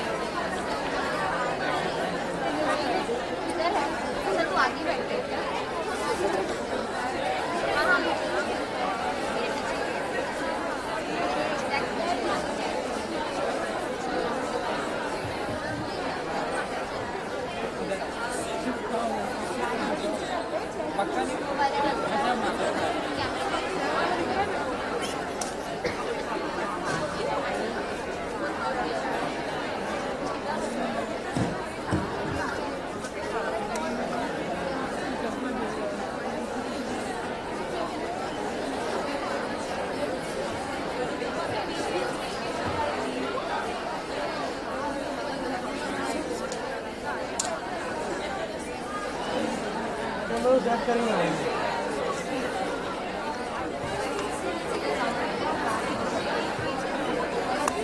यार बंदू राखो थोड़ा छतरी भी बात करें छतरी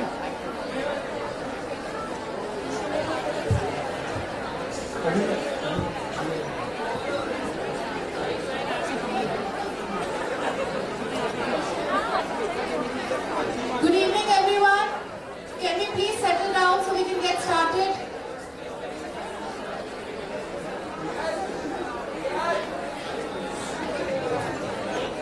Volunteers, can you please help settle everybody down?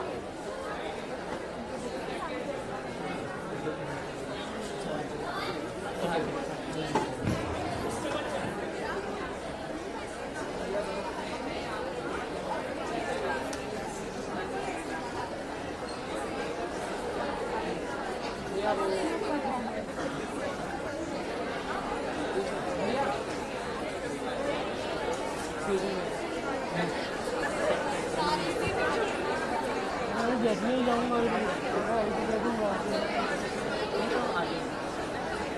यहीं बैठ जाऊँगा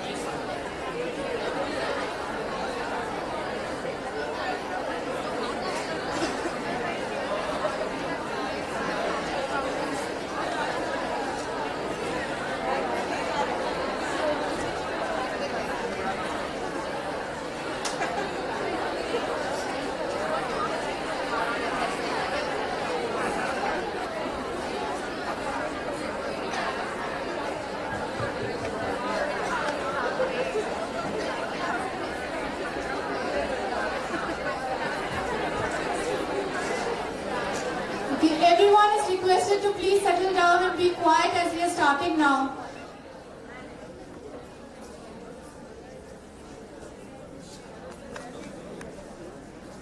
So good evening everybody and welcome to our next session with our speaker Mr. Gaurav Joyal.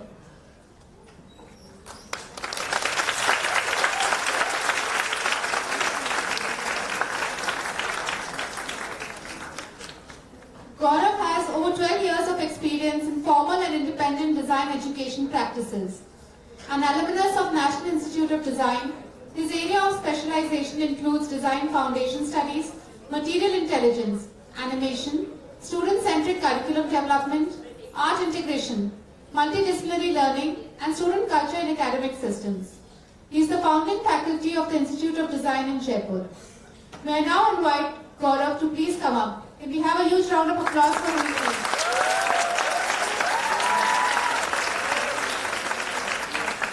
I request the HOD of Industrial Design, Mr. Shyam Prajapati, to please come up and felicitate our guest. Sorry.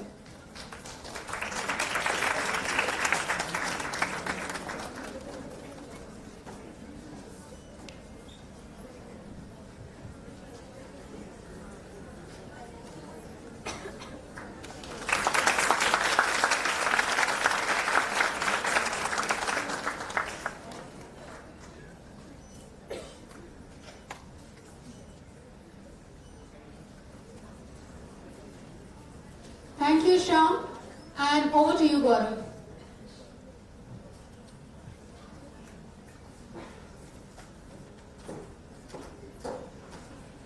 Good evening. It's so lovely to be here, but every time someone tells me, hey, we have a lot of crowd gathering for you, I'm saying it's not a positive thing to say to a speaker, because utna pressure bhi aata hai, right? Because more and more people, you have to please everyone and stuff. So I'll try to keep it interactive, also keep it quick, so that we can also have some questions, so we can interact and make the best out of it.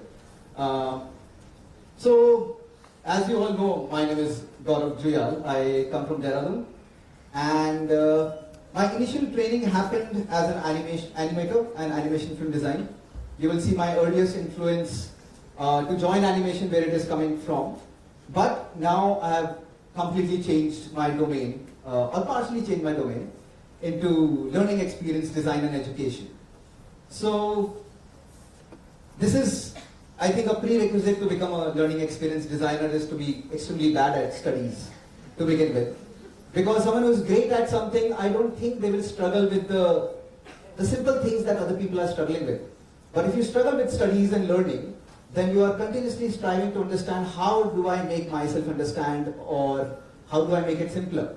So I think my early traumas resulted in me being in the domain that I've chosen now is because I was troubled by education and therefore I work with education. So, and that holds true for a lot of people who are working in different domains. So I'm taking you through a quick journey because that was also a request for this particular talk, is that my initial days, what I remember, and my fascination with animation was that I ran away from school to watch an animation. Because it was Sunday and my parents put me and sent me to school because a carnival was going on along with my brother and sister. And I wanted to watch Mowgli and Jungle Book. So I went to school, I quickly finished my sketch and I ran away. I was 5 at that time, and some good Samaritans found me on the street and looking at how come such a little boy is roaming around the streets of Dehradun alone, and they put me back into school where my parents were looking for me. So that's an influence which I remember that later when I was growing up and the question of profession comes in, oh, what will you become? You know, from very early on, especially in India. The only option I had was animation because I love watching cartoons. There was nothing else I loved as much, right? So it was not a choice because I had no choice. So I decided, okay, I love watching cartoons, let me see how to make cartoons. The word animation was not known at that point of time. And as I grew up, in a conversation with one of my cousins who used to work in automation, so he told, when I said animation and cartoons, he said, 3D Studio Max. That was the only input I got, because at that point of time, back in the days, animation was not known by many people how to approach it, how to go about it, what do you do. There's only one software name he knew, so I went to Delhi and I bought a pirated copy. I don't justify it, but it's a child. It's okay. They were learning. So I'm really glad that software worked, because Delhi and Dehradun is a distance, right, for a child to go and get a software copy from there. If it didn't work, I think, again, possibly my journey into animation could have been hindered. But luckily that copy worked. I self-learned that software for a couple of years. And I was all set to enter animation. I wanted to go abroad, but luckily, when I came to know that how much expenses is required to go abroad, and my mom said, "Hey, don't worry, we'll sell off the land and jewelry and stuff." And then, no. I didn't know. For a child, they don't understand when they're demanding something, what does it mean to the family. And when I understood that, so my father said, "Okay, go to Bombay, do a basic course and then we can talk over it." That was a wise decision again. So I did Maya Academy of Advanced Cinematics. I also worked as a junior animator when I was 18. I got through, there is a special economic zone in Mumbai called SEEPS. So I used to work there as an animator. And meanwhile, my sister, who is elder to me, she did her BFA in Fine Arts and then got through NID Ahmedabad. She told me that this is a brilliant place for animation. Before that, I did not even know, or she did not know about NID Ahmedabad. So then I tried once, I did not get through, I tried again, and I got through the institute. Again, a lot of, you can say, I owe a lot to the place, like all of us do, because we explored ourselves thoroughly there. And because I was working with 3D animation before this, so I went to NID and did not touch softwares anymore. I was done with them. We worked in software so much that when we used to exit the institute, the road, the trees, everything used to turn into a wireframe model. You know, that was the kind of impact it used to have on brain. So, and I knew that while going through the training and technical training in Maya Academy, I knew this is not knowledge. This is a tool. It's a skill, but it is not knowledge. And therefore, I was looking for a place which can give me the knowledge in animation and the ABC of animation, and not just the tool on animation. So that's why I left all the software, because there was so much else to learn which was not learned before. And so apart from that first job, when I was 18, this was actually the first job after I graduated from college. Pure luck. I don't take credit for it, because things like TV and a host, you don't get these jobs through application or, through grit or determination, because these jobs are, you have to be in the right place in the right time, that you get to know.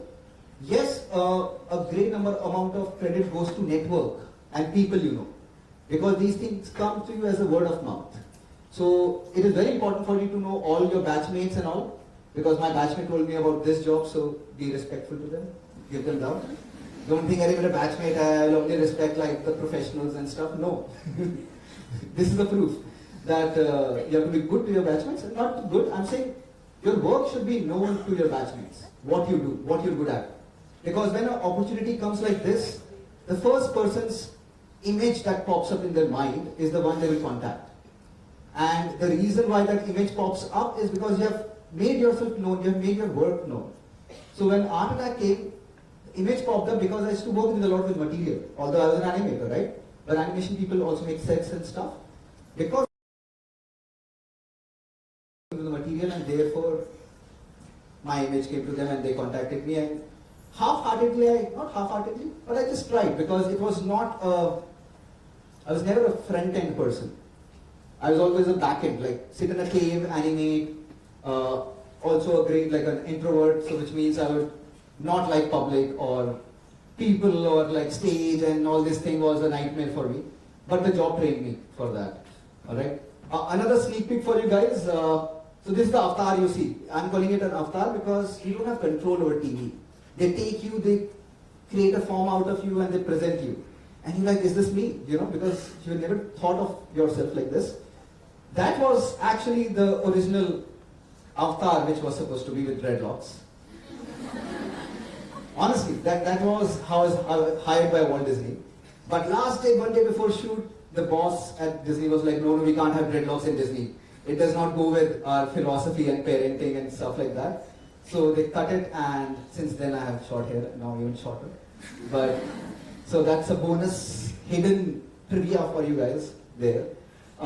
Next, I co-founded a organization. So now between Art Attack and this 2015, that's a 5-year gap, I extensively conducted tons of workshops across India. And then a natural this thing is, oh, let's set up a business, right? So I tried co-founding Thoughts and Goals, which was a maker space. And we did a pilot in a society which had 3,000 flats. So I had the audience right there in that community of people, right? It was smart enough move to test it out. But I realized after doing this that I'm a creative, I'm not an entrepreneur. And although there's a choice, I can leave creativity and I can handle business. But there were layers of problem. One was I cannot imagine myself to be in Bangalore where I established this. I could not see myself. And a business like this cannot be moved around. It cannot be done online. It's a maker space. It's a physical space. We have machines. And if I work there for 5 years and create a whole bunch of audience and let's say, customer base for myself, if I want to move, I lose everything. So I realized this is not a model. So I did a pilot and I tested it out. It was also a decision-making factor that either I can become an entrepreneur or I can further develop my skills in communication and learning and education and animation. I chose the latter and I said, okay, no more business for me. Let's go back to basics. So the training and design is beautiful because it makes you think that I'm working in education now. So because I was conducting, let's say, 1 hour, 2 hour workshop with children, maximum a day. But that is not giving me enough feedback, what impact it is making on the children. I was not able to map it out.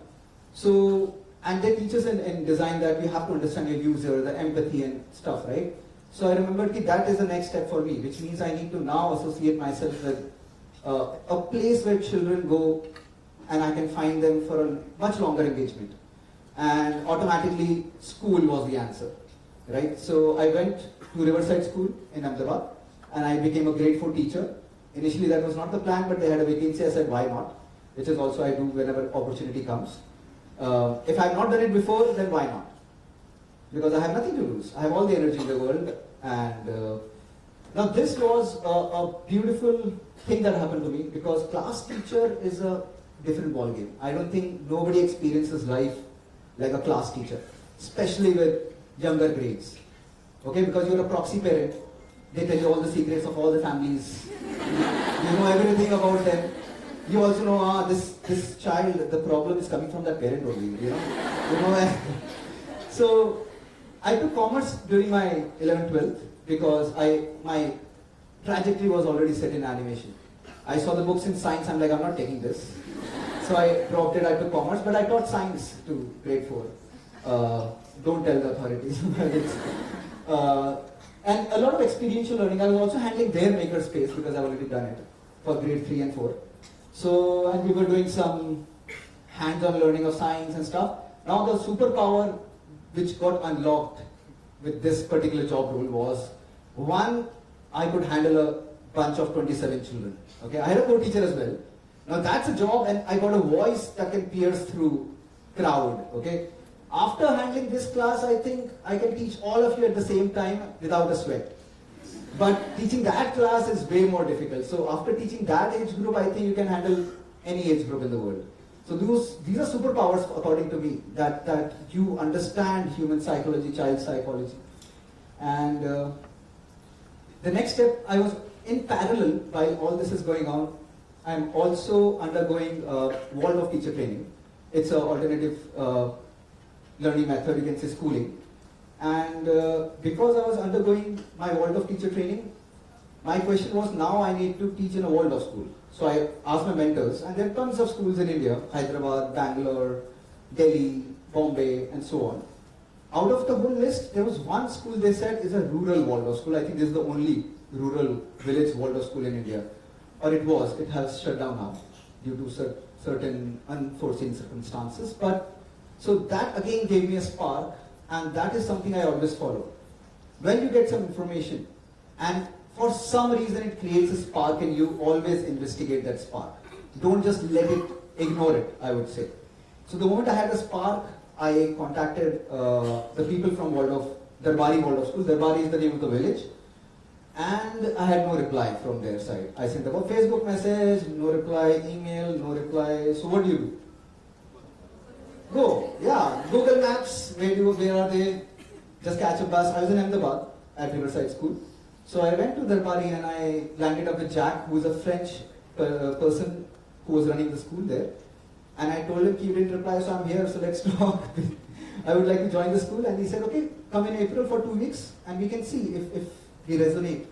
Because Waldorf is not a absolutely open platform for anyone to join. You know, you have to be trained in a Waldorf way. I had a lovely experience here, and now the reason also, whenever I picked up jobs, I had a very clear, you can say agenda, but I would also say learning that I had in mind. In this case, it was 80% of India is studying in such setting. Okay, we are all privileged people who have ample resources and stuff. So if I don't understand this domain and the context and the environment, how am I ever going to design education if I ever have a chance to for the village or the government schools or the rural sector, right? So it was very important for me to go and experience that. I stayed there for a year, losing money because the amount of money I was earning, I was losing more money there. So, you know, I calculated all that I'm not going to earn money through it, rather might be losing it. But I intervened, so I was also like a spokesperson for the school towards the villagers. There were a lot of conflicts used to happen because I'm an outsider. Now the thing in a village setting, people are very densely intertwined. They can't go like a boss and then fight with, they don't want to. So I was like a good scapegoat that who can go and who can argue and who can settle things and negotiate things. And very bizarre things happen in such settings. In Rajasthan, in Jaisalmer, it's a norm for underage wedding, especially for girls. It's a norm. You know, you get invitation to such certain things like that. And it's very disturbing. So I'm really glad I went there, and then we also built a playground there because they had a lot of land but nothing to play with. So as a designer, as an educator, I initiated a few things. We gave them a playground as well over there. We had to go to a farm, find the discarded pipes, test it for strength, bring it back, design, weld, whatever you can do in the least amount of resources possible. And then I was feeling, okay, I've worked with schools for so many years, so I'm feeling a little left out from design. So I joined J.K. Lakshmipati University in Jaipur. They were setting up a college, a design college. So again, a brilliant opportunity to institutional building. So that was my objective. If I go there, I will be able to build an institution. I stayed there, I was a founding faculty, and next, for NID, my peers and colleagues, this was a controversial step to go and join Byju's. They're like, Byju kyun join kar raha hai? Why? For those who don't know Byju's, it's a controversial company. Yeah, but the thing is, what I realized, I had a lovely time at Byju's. Strange, right? Because a lot of negative comments from employers, from customers. So what I'm trying to tell you is, people you work with is the most important factor. That is what will affect your life, not how companies. There could be numerous cases against Google, although it's a company that everybody strives to be. But you can have a terrible experience there and you can have a lovely experience with Byju. So your immediate boss, your colleagues, that is what you have to evaluate, whom you're going to work with. And I had a lovely team and I was leading them. Now one thing I wanted to check with Byju's, because it's a corporate, I was working with education for the longest time. And I feel sometimes as educators we can be redundant to the commercial world outside. Okay? So I wanted to test what I have and what I have to offer. Would a capitalistic market pay for it? For my skills that I have? Or have I become absolutely redundant to the capitalistic market? At the same time, I wanted to check what does a manager feels like, you know, in a way that I have a team finally. And I was guiding them, I was teaching them animation. And this was an animation project, so the content itself was amazing. We were developing animation classes for children, right? So although I left animation long time back, because you can see I was doing a lot of other things, but eventually again it came back in different forms to me. So this was a lovely experience. And this is again a self-initiative at Byju's. We had a team who could code, right? And I told them, oh, we have an idea like this, and they're like, oh, I don't know if we can do this. Then like, okay, can we have a simple UI? Can you code a simple UI? They're like, yes. I said, okay, can you give me a functionality that I can drag and drop objects? They're like, yes. I said, okay, can you give me a small slider which can change the size? They're like, yes. And I asked them these questions. They said, yes, yes. I'm like, let's put it together and we have an app. Okay? So that is also there, that as a designer you can, you know, very well break down things which other people are thinking, oh, if I told them you have to design an app which lets you create landscape art, they'll be like, oh, we can't do this. So it sounds too complex. But if you break it down for them, oh, I just need this functionality from you. I don't need ideas from you. I need functionality. And we did. Very easily we put it together and we had a lovely app which we created in a very short amount of time. Right now I'm working with CEPT University. We are developing their, you can say, communication design program, which is new to CEPT. And at CEPT I'm there because CEPT is a very different way of system. Like most design colleges have module-based systems and they have still a similarity of how it functions.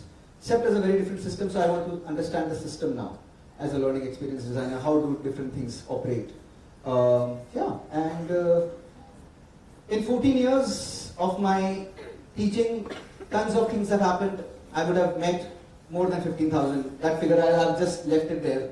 I'm not changing it anymore, but I don't know, it's very hard to calculate beyond a point. But and apart from that, if you see what other things I'm doing, when I'm playing with, I like almost everything. So at times I'll pick up Arduino and I play with that, and that's a bed I made for my sister and brother-in-law who were coming to our house in Bangalore, but we did not have a bed because we're bachelors, so we sleep on the floor. So in 4 hours I could put that bed together.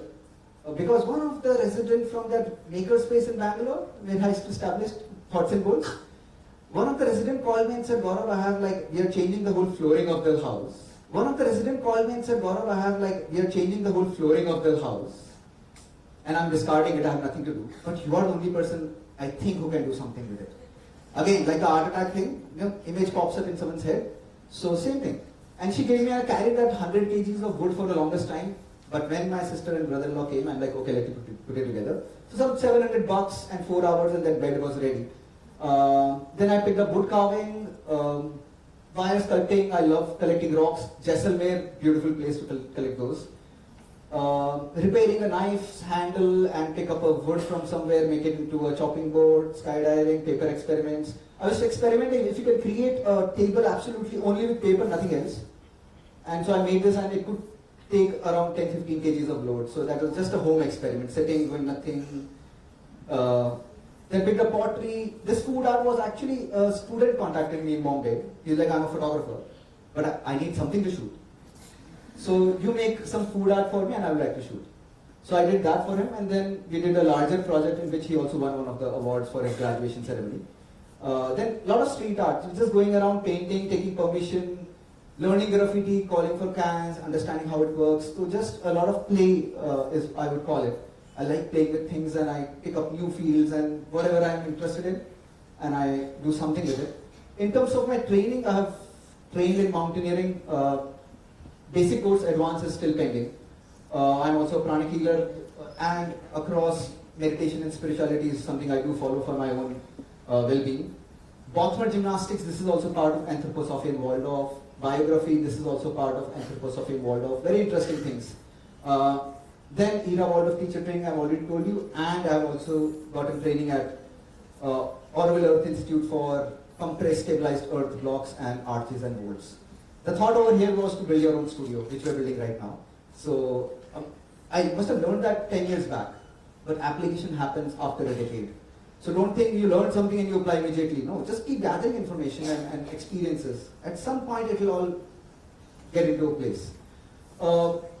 Some minor things, I just thought I'll still put it over here. But okay, apart from my full-time jobs, which I've been doing for many years, these are I'm just showing you the amount of projects I do in 1 year. So apart, like, a lot of work, basically. And now I'm pursuing learning experience design. Okay, it's a field which has come after UI UX, so we all can also call it LXD, like UI UX and stuff like that. Now it's such a new field that we don't have really a structure around it. Yes, there are training programs and all, but everybody's trying to figure it out. In simplest terms, we can say that everybody is learning. Employees are learning, students are learning, school children are learning, college students, university, everybody is learning. Can we just make that learning a little more experiential, better, fun, higher receptibility, engagement, and so on and so forth? So, and this is the domain I'm trying to experience. And simple things like, if I take a class, sometimes I start with a lot of body movement, because when you come to a class, you could have had a long night, or you're groggy and half sleepy, you just had breakfast, so you're also slow. An active mind is directly, very strongly connected to an active body. You start and do anything with your body.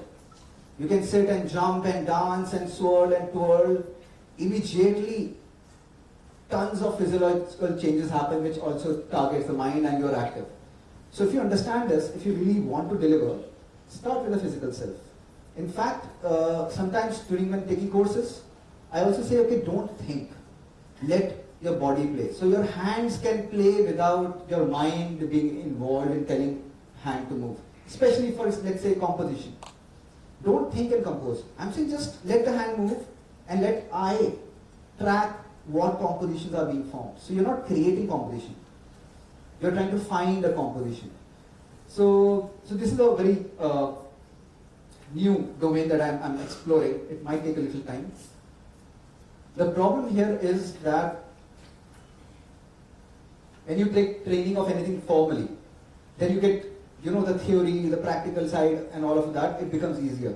When you're training a domain completely by yourself, it can get a little difficult. You feel lost also. How do I make sense of it? So this is something which is currently going on, so I'll update you next time. It's been a few years, but I used to call myself education designer, but that doesn't exist. So, but that sums it up better. But learning experience design is something which is there. And it's still not developed. How do I know? Because LinkedIn, when you type learning experience designer, so not too many options show up. But there are more options for instructional designer, for example. So there's evolution there also. We can have a longer chat. And let me see this small animation for you. May I come in, sir? May I अंदर आ जाऊं?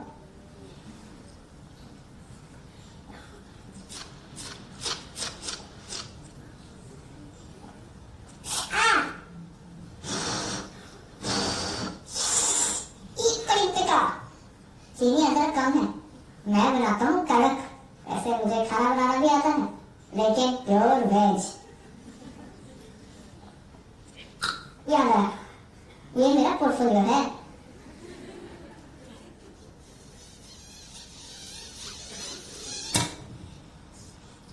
हो गया sir?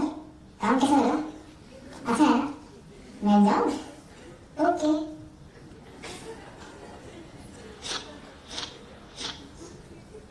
Sir, मेरे 2 भाई हैं, दोनों से जब मुझे भी अपने पेरेंट्स पर रोज कम करना है। सर, प्लीज सर, कुछ भी काम दे दो, झाड़ू पोछा, स्कूल से बच्चों को छोड़कर आऊंगा।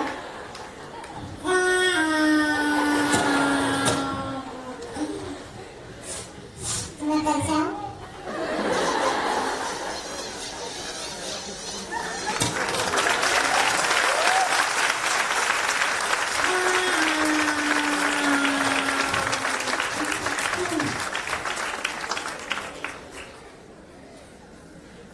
May I come in, sir? Sorry.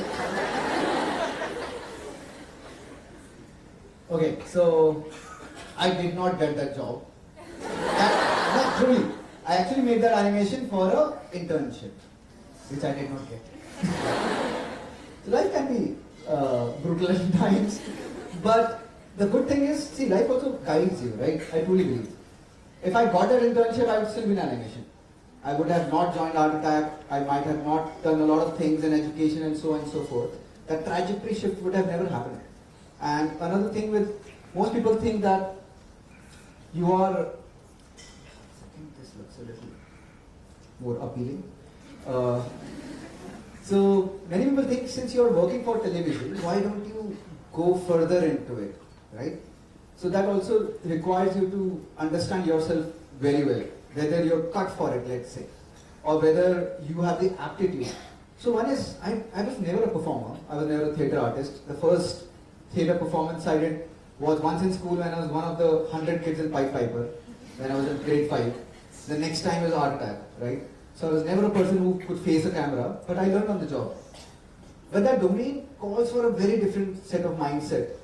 And it has nothing to do with my intellectual creative powers. TV can be very superficial at times, it can be very brutal at times, you can be redundant in a single day. Like yesterday, you can be host of Art Attack, tomorrow you're not host of Art. So the binary shift is drastic. It can also have a negative impact on your CV. If I'm a host for Art Attack, therefore I cannot be host for another kids channel, especially if it's an art, because you already are a brand in a way. So they would rather prefer a fresh face. I mean, it's the first domain where your CV and experience works negatively. You know, because you have gathered experience, therefore we cannot take you. I'm like, this is ridiculous. Hata isko. I'm not taking this. No more TV line. So I luckily touched it and I understood what it calls for. Secondly, people say Instagram and YouTube channel, do that. The problem there is that Instagram as a thing demands you to make something that is trending all the time. You can't be like, oh, I want to do this and I don't care about the audience, then you won't grow. Then the whole exercise is futile, correct? But I actually don't want to give you what you want. I would want to give you what I think is right for you. Like a mother, I was giving this example. You might want Maggi and noodles or junk food, but she's like, no, home food only. So I come from that philosophy. I would like to give you some nutritious learning experiences and dive deep into learning and experiences. So therefore, TV is not it. And everything is a full-time job. If I go into Instagram, a trick I use is simulation. Anything I'm entering, I run a simulation. ठीक है. I enter social media. I build my channel. I get 1 billion followers. Let's say. क्या जाता है? सोचना ही तो है. I have 1 billion followers. Let's say. Then what? What is the next step? And it's a blank. That's a loop. You get 1 million followers. Now you keep feeding it so that you don't lose followers, because in a 6-month time, 3-month time, everything you have built, if you stop, somebody else will take over. Right? The algorithm will put you at the back end. So it's not like a business or something that you create and it gives you returns. You have to keep feeding it. It's like a giant monster that you have to keep feeding all the time. And I could run that simulation. I'm like, dude, there is no end. So I reject a lot of ideas based on my simulation models which I run in my head. If I don't see them translating in a collaborative, cohesive way, and it's not adding to the larger picture, I don't go ahead with that. So yeah, now we can open up questions.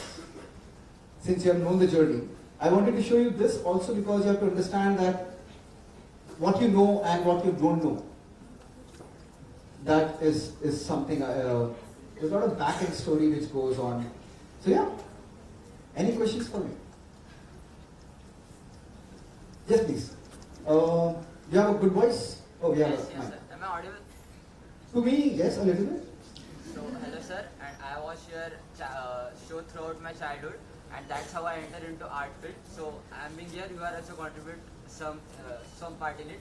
So, my question is, I have this problem while thinking minimalist.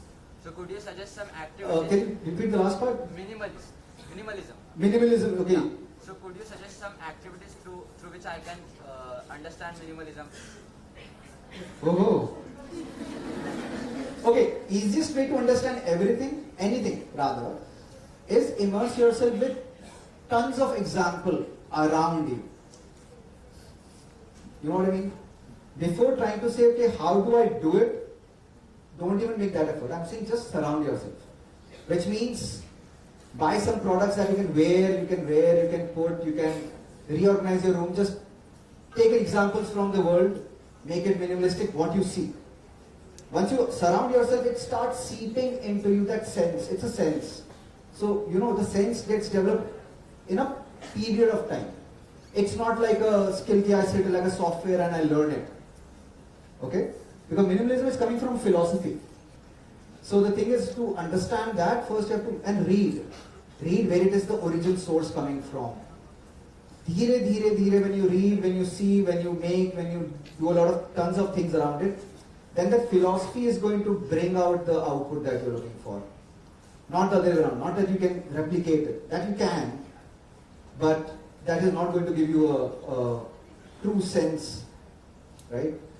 So if you want it to be, you can say, robust and true in its identity, then you have to start from the source. So I would say read a lot and look at people's, what they are doing, why they're doing, read about their mindset, right? Also one more thing is, for example, there are things which is core part of our culture. Minimalism, actually we are the opposite of it. Indian culture is intense. We have motifs, we have details, we have a lot of colors, we have tons of things. Our houses are filled with artifacts, right? So you're trying to understand something which is not coming naturally. There might be certain parts, because India is so wide and widespread, there could be certain cultures which are minimalistic, could be, definitely. But that's not the generic stereotype of India. When we go out, you see how much chaos we live with. So you also have to understand, you can also understand our culture first.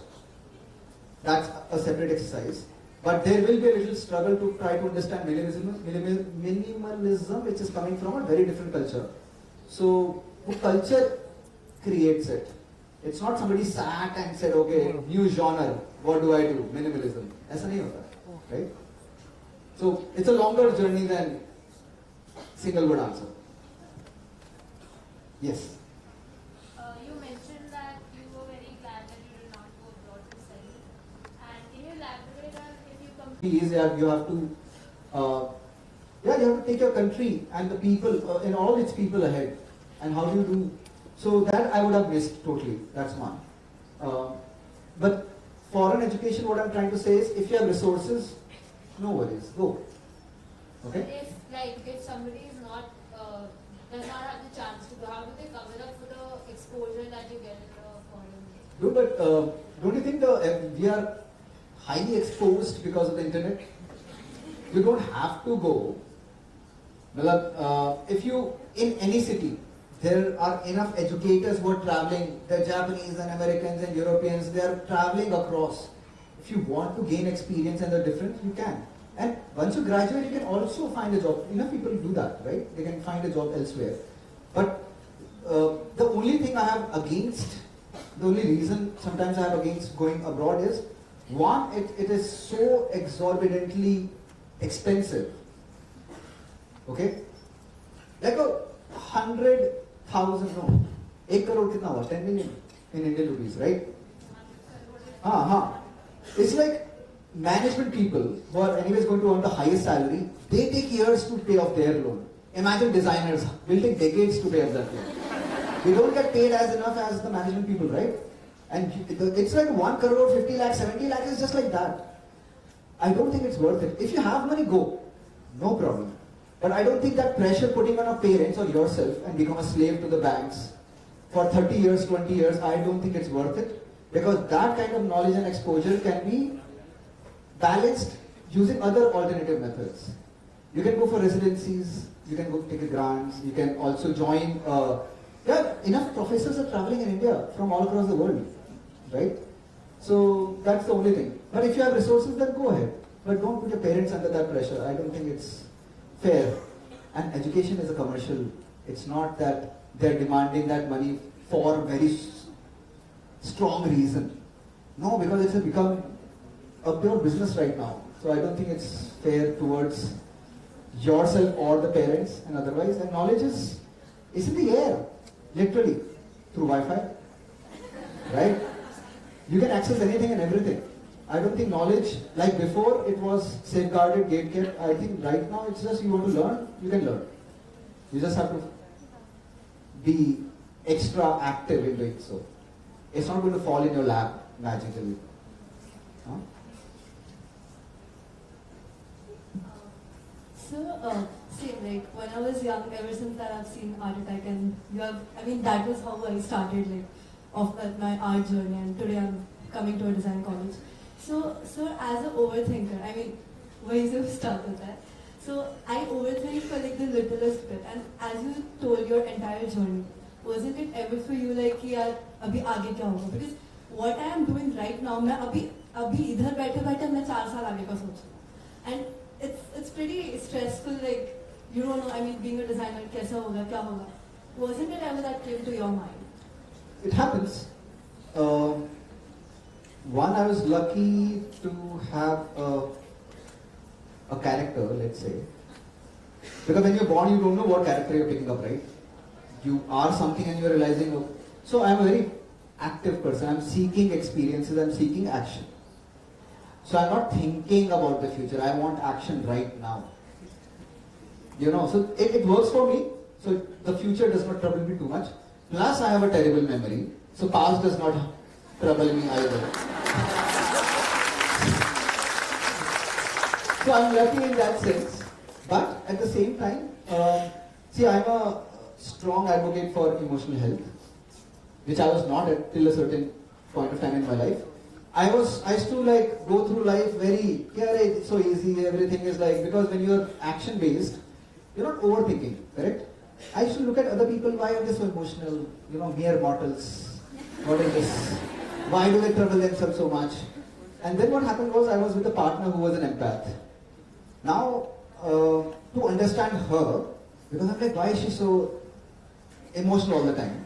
I'm like, okay, let me go. And I was taking my cousin to this healing course, emotional healing course. He did not buy it. I got sold. So I bought the course. And I went to that 3-day course, okay? Just going without much, you can say, focus or desire or something. But 2 days I was crying there, okay? No idea, I'm taking notes and like I'm crying. I'm like, what is this? What is happening? I have no idea. So that's when I realized it doesn't matter whether I believe in emotion, they believe in me. So what I'm trying to say is you understand emotion, don't understand emotion, it's okay. But I realized the power they have and it will stay within you and they will come out at some point of time. So I got a newfound respect for emotional side. And now I understand how, and that lady who used to teach, she's like the emotional body is right in the center. One side is your physical body, other side is your mental body. So anything happens to your emotional side, it will affect both your physical health and mental health. So सबसे important, the most important thing is to take care of that first, and both of them will also get affected automatically, right? So, and again, my mother, when I was 19, she pushed me into pranic healing. It's a spiritual discourse, right? For 1 year, I was like, "Theek hai, whatever." I'm like, I don't want to do it because I was also almost from the, not atheist, kind of, but idol worship and all. I was not into it. But she's like, "I'm paying for it. What is your excuse?" I'm like, okay, that's a valid argument, so I went for the course. Next year I went for vacation, again she's like, advance, go for advance now. And I'm okay. So when I was doing advanced course, then I felt the energy. Okay, you may feel, you might not feel, you might believe, not believe, that's okay, but I felt it. The moment I felt it, I became super curious. And then I started practicing, and so far what I've realized is it has become a foundational thing to keep me sane. Also to keep me balanced, to keep, when the thing's going tough, that's when you remember, oh, I have to meditate, right? Because it's getting so, and it has magically sometimes, you know, I'm like, oh, it's so tough, life is like, and you go and like, oh, I should meditate, I go and meditate, I come out and I'm like, wow, this is amazing, this is, I'm not selling it, it will happen. What if it doesn't? Then you're like, ah, Gaurav was just lying. But I'm saying, for me, it has worked tremendously. And I use, and what it does is it trains your mind and thoughts. So you become extremely aware of what is going to your mind. And I go through multiple schools because I don't want to surrender to one school. Very difficult. So like Louise Hay is another author who talks about emotional and physical diseases as well. And I find a very strong connection. I verify what people say through my own body. And once I verify, it becomes my own knowledge.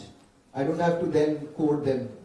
So I truly believe that emotional side is something that you all should be making sure that you work with. I've totally forgotten what your question was though.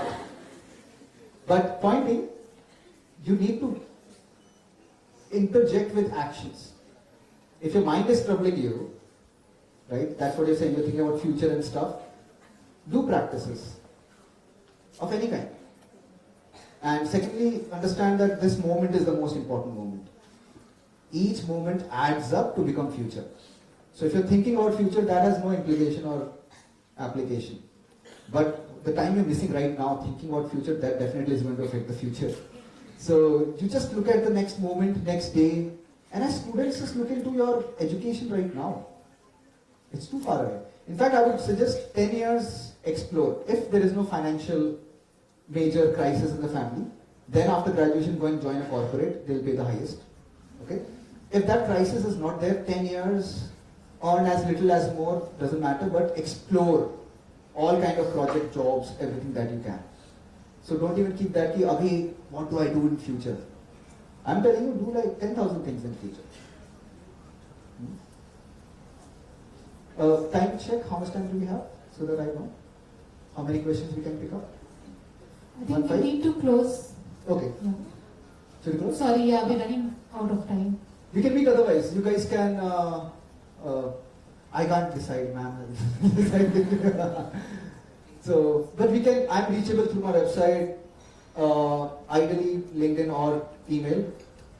You can connect to me on Instagram to stay updated, but I can't reply on the messages. Yeah, but feel free. We can always organize things, right? Thank you.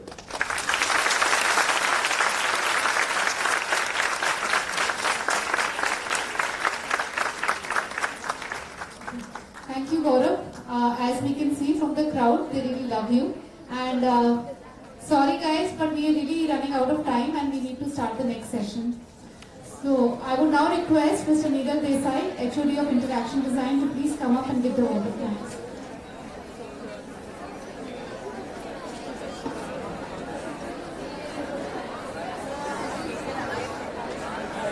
A round of applause for Gaurav, the design renaissance man. Where do I even begin? You took us on a whirlwind tour of your incredible journey, from animating dreams to hosting TV shows, from tinkering in Maker's Lab to inspiring young minds. You have done it all, and you have done it all with infectious enthusiasm and a dash of humor that kept us all glued throughout your time. But beyond the laughs, you also instilled in us the burning desire to chase our own creative sparks, no matter how big or small.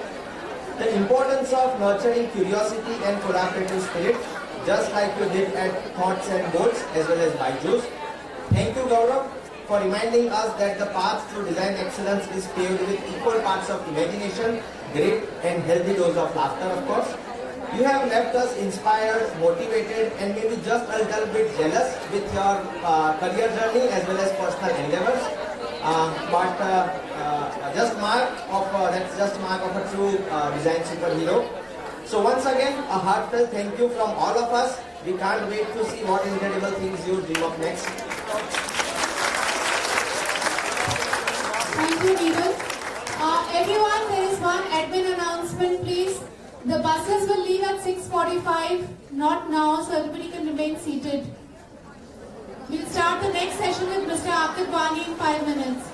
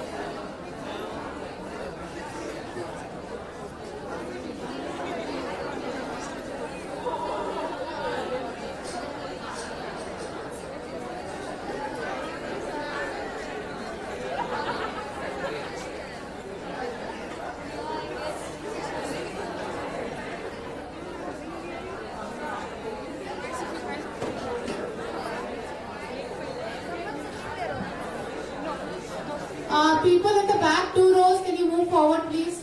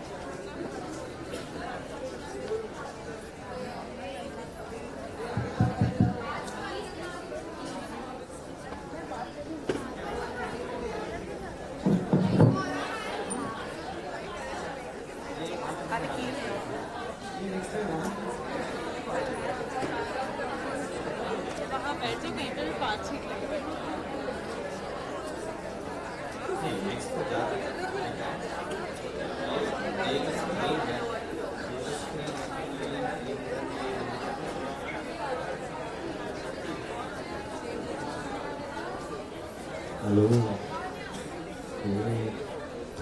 क्या हो रहा है?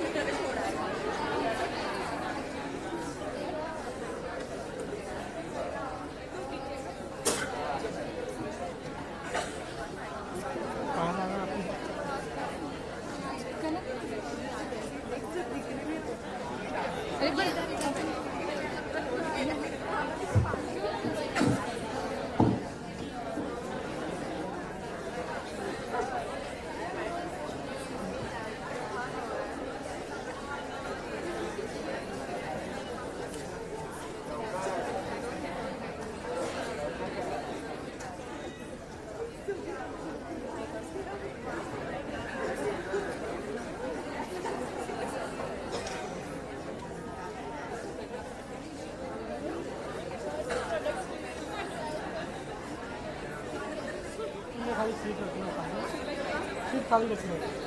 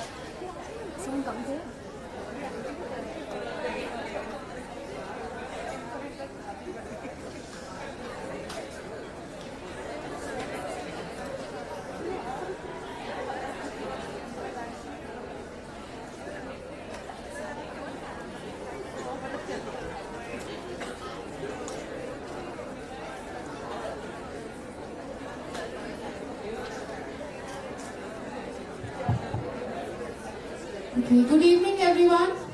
I request you all to kindly settle down so we can get started with our next session.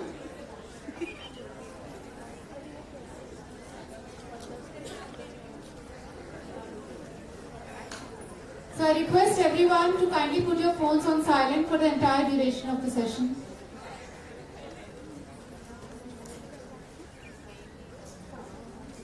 Our guest for this session is Mr. Akib Wani. Akib was selected by Forbes 30 Under 30 for Design 21. He is a self-taught experiential designer and art director with creative expertise in spaces, festivals, sets, interiors, interactive installations, weddings, visual and graphic design, blending dynamic aesthetic palettes. He has worked and collaborated with various brands, including the International Music Festival Lollapalooza, Indian Cricket Team, Jindal Steelworks for Asian Games, United Nations, Spotify, Adidas, Coca-Cola, MG Motors and Nestle, among others. Please join me in welcoming Akib with a huge round of applause.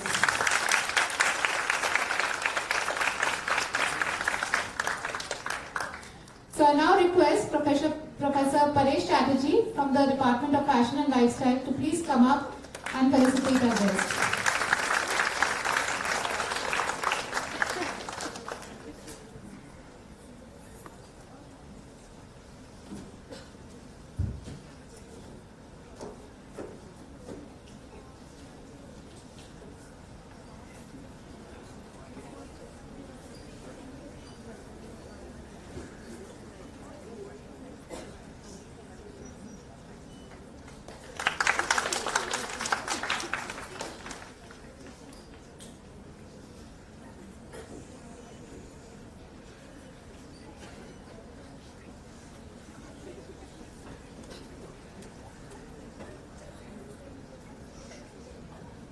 Thank you, Paresh sir. And over to you, Akib. Hello काफी फीका था hello अभी भी बहुत फीका था hello एक और बार करते हैं ऐसी एनर्जी के साथ कि फिर और मजा आए हेलो चलो ठीक है बढ़िया आज हम बातें करेंगे मेरी जर्नी के बारे में मेरे बालों के बारे में मेरे मीम्स के बारे में और बहुत कुछ क्रिकेट पसंद है बहुत फीका फिर से क्रिकेट पसंद है चलो सही है ऐसी एनर्जी चाहिए हर बार ताली बजाओगे तो ऐसे बजाओगे कि मतलब साथ वाले डिपार्टमेंट को पता चले यार हमें लॉ नहीं पढ़नी चाहिए थी डिजाइन पढ़ना चाहिए था ऐसा फीलिंग लेना है ठीक है चालू करें आज का कार्यक्रम यस ओके फिर ठीक है चलो ठीक है we'll make do with it so we'll start with a little bit of hellos my name is Akib Wani you all are very much aware by that now and the whole idea of me to here is to share some gyan with you why am I here what took me to really do what I do मैं ऐसा क्यों दिखता हूँ मेरे बाल लंबे क्यों हाथों में nail polish नाखों में whatever this is right so for me really all of this began when you know बचपन में this is what I looked like really you know and this is where I started with the journey because I grew up in a traditional Kashmiri household and this is when for me the first interaction with design was when Kashmiri you know artisans would come over and you know my dad has its own business and that business was to do with Kashmiri handicrafts and when I really began and this is what really took me down to the whole memory lane to say you know these artisans would come over वो घर पे आते थे shawl लेके आते थे you know they would take brief from my dad and you know what would happen is you know I would each time pay attention to you know what my dad would be saying to them and each time you know these artisans would come back 6 months later and come back with a stunning piece and this is when I realized wow I mean these are the guys who probably self-taught designers really and you know they really had no education when it came to design and all they were doing was something that was there in their brain and I remember asking them sitting with them understanding how do they really come up with something so intricate so beautiful not that me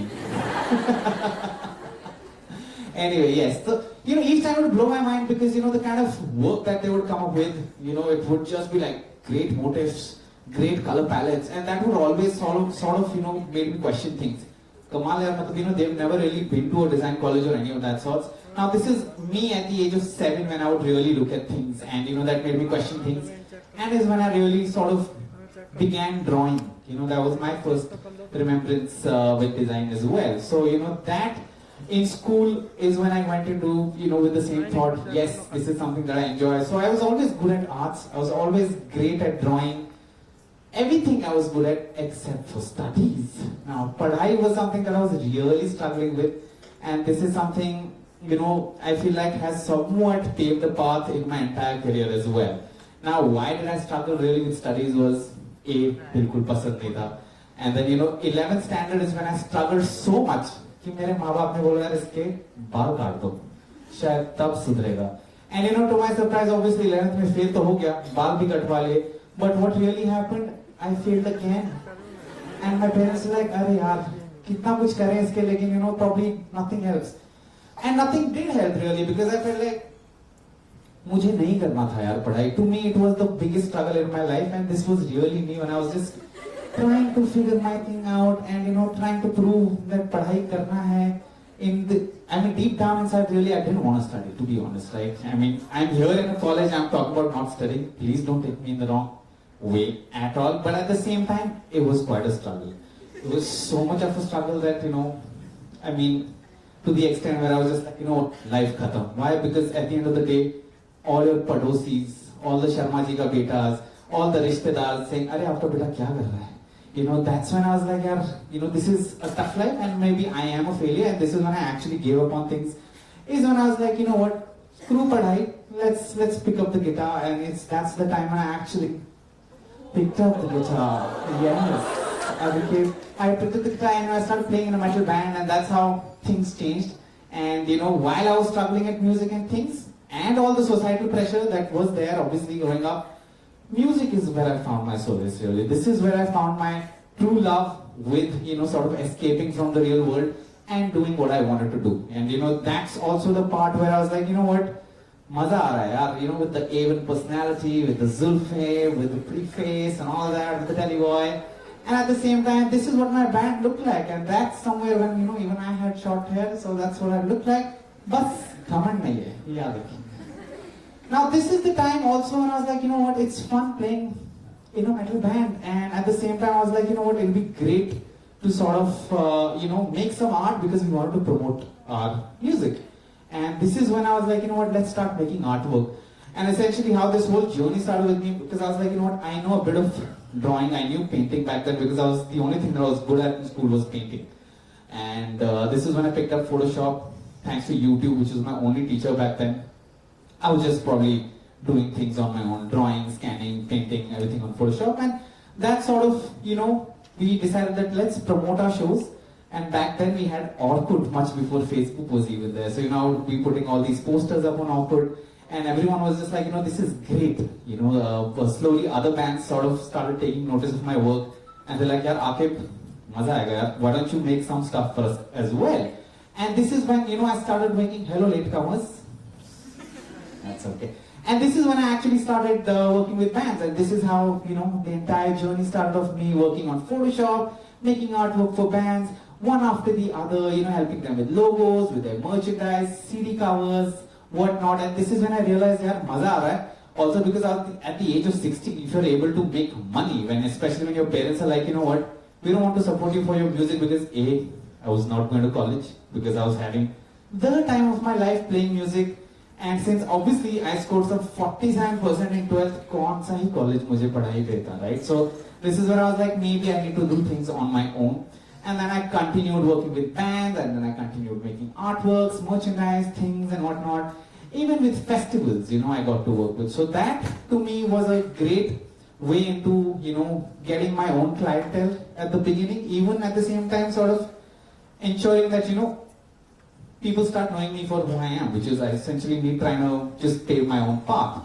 And then worked around with multiple other bands, started making more artworks, and which essentially led me to a job. Now this, obviously someone at the age of 18, where all my friends were in college, and they were also studying, some of them were actually studying communication design, and here I was, I actually got a job that they would have probably landed up 3 years later. And this was essentially a job at a music magazine who saw my work. They said, listen, Akib, your aesthetics match with the kind of work we do. So I was like, chalo sahi hai. And they, wanted to say, why don't you come and join us? And I was like, it'll be great, then I can probably support my dreams of becoming a musician, playing world tour arenas, which obviously never happened.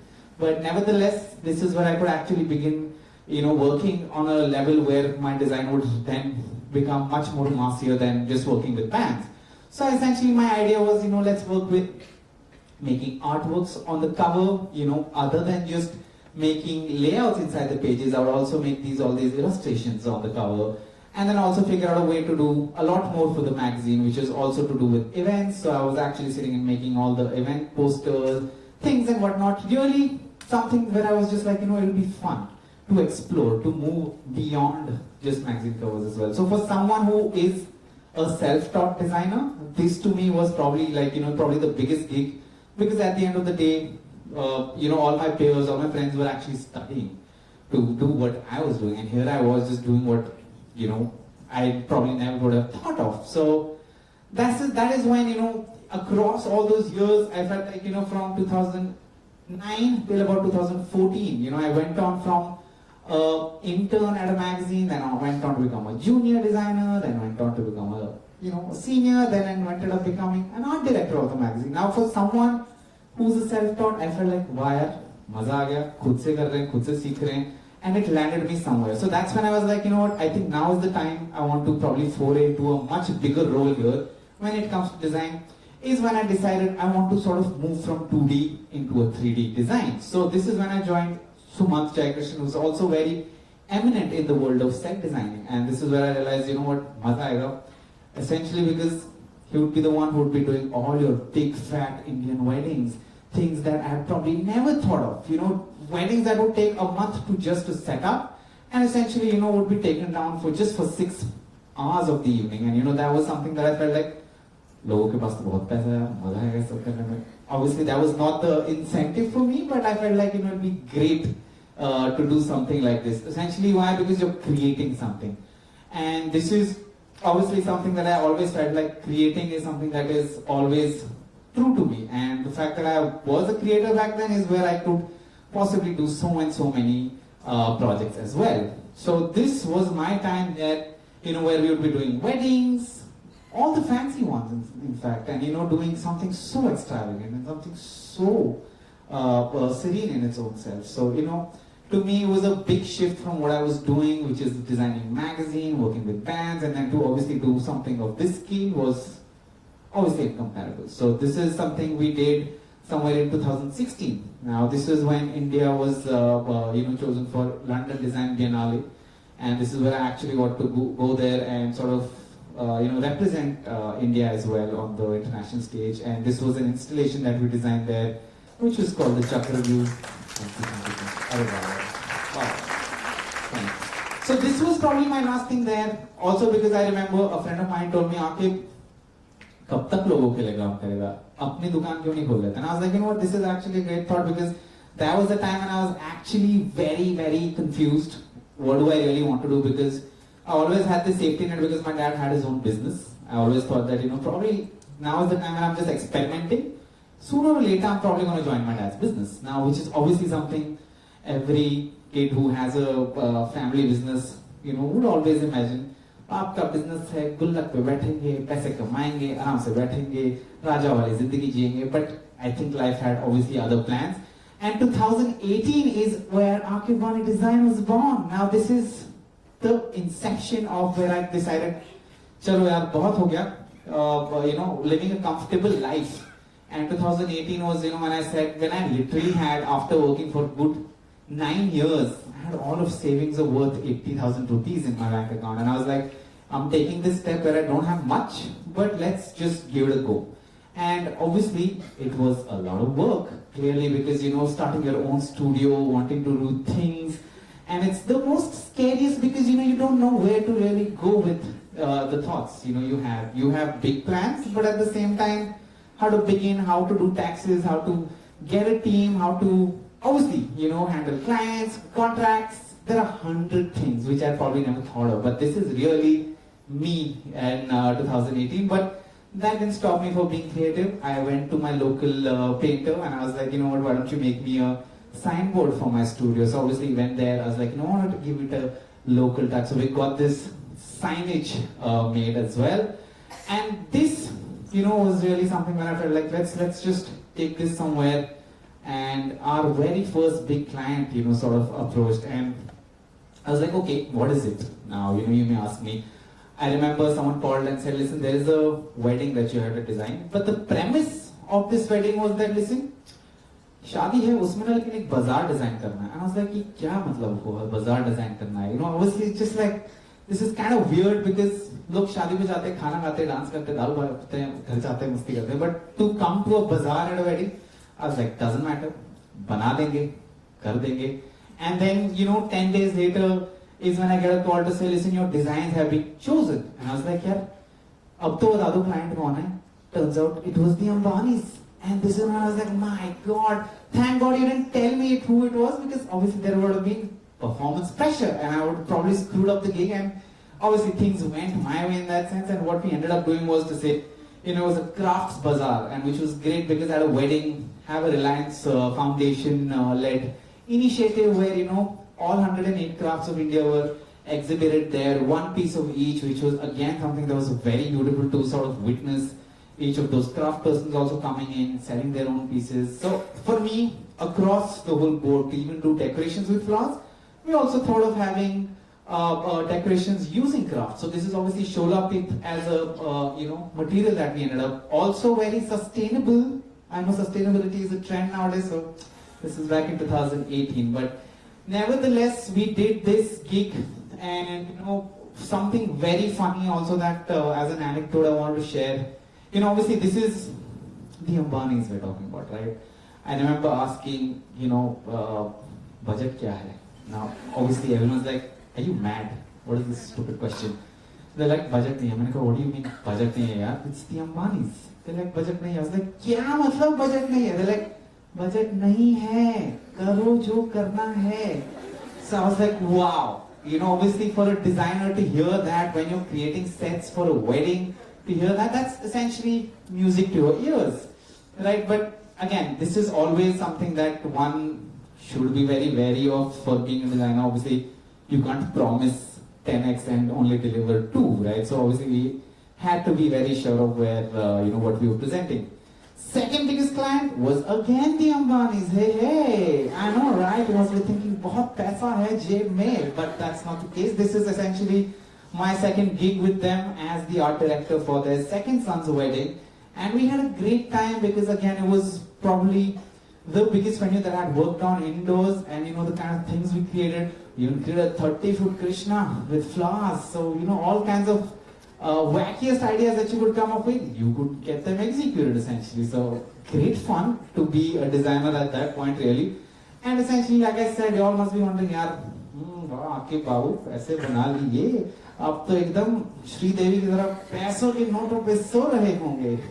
But such was not the case. Obviously, I was hired by another agency to do that. But nevertheless, I had a great time doing this wedding. So that's just the wedding part of what I did. Next up was obviously music festivals, because me being a musician, I always felt like me being, you know, working with music festivals is always something that I truly enjoyed, you know, because music mein to kuch kar nahi paya kuch khas, so I thought maybe, you know, music festivals could be one way to really go back to it one way or the other. So obviously Lollapalooza was my chance to work on.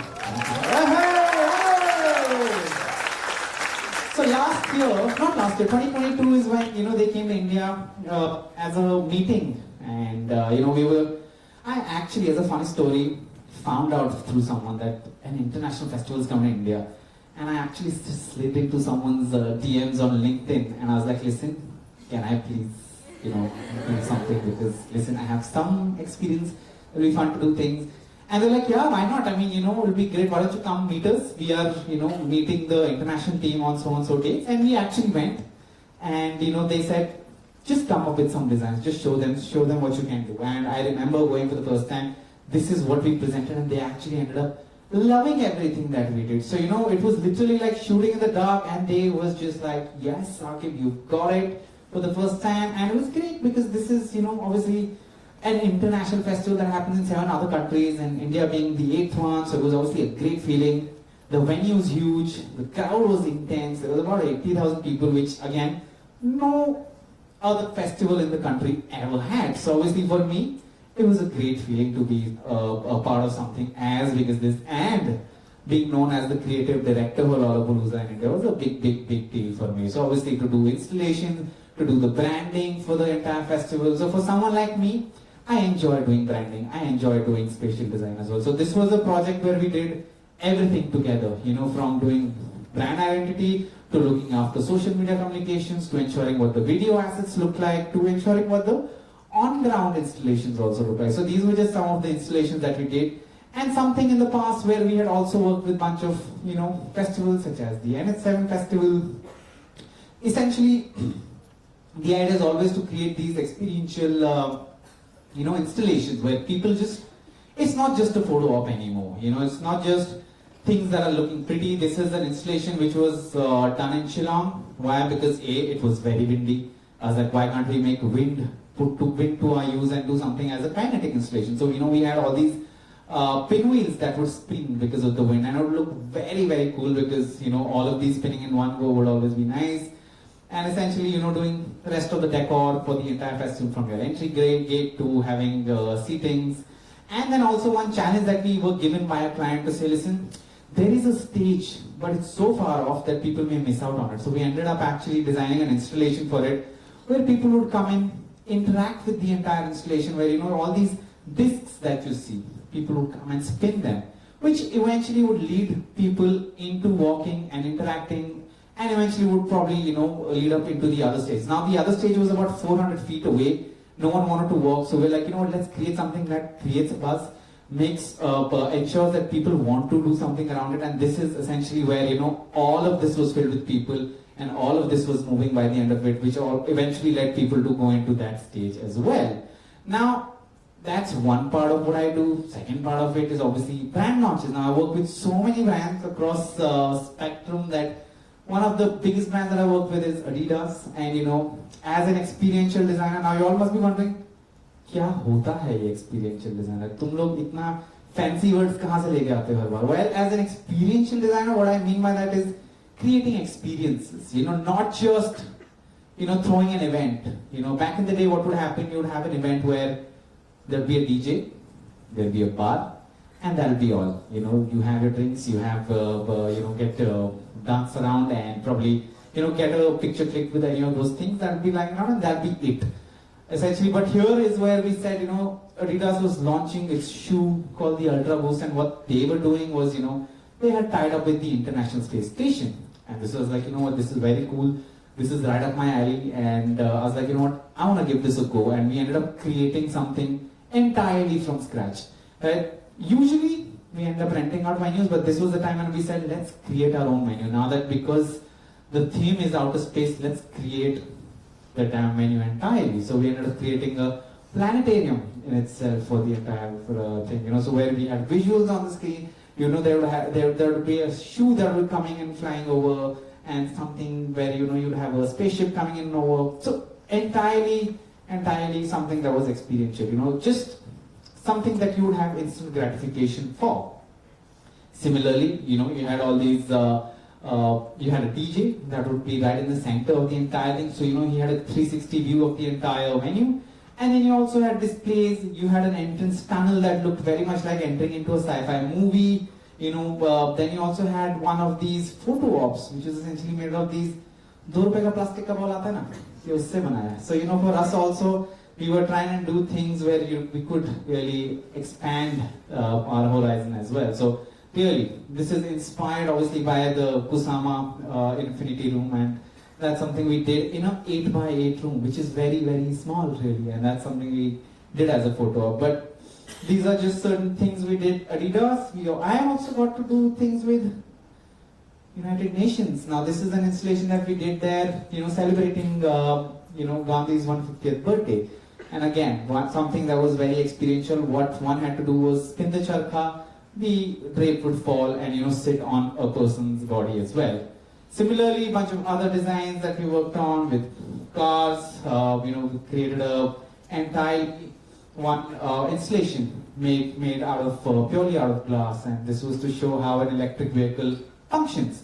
So there's a bunch of other stuff which I can keep skipping, keep showing, and then and then keep going on. Lots of musical stuff, and obviously there's set building as well. Now, this is one of my favorites. I remember this is also one of my early gigs while I was doing the Ambani bits as well. I was also sort of doing practice around as well.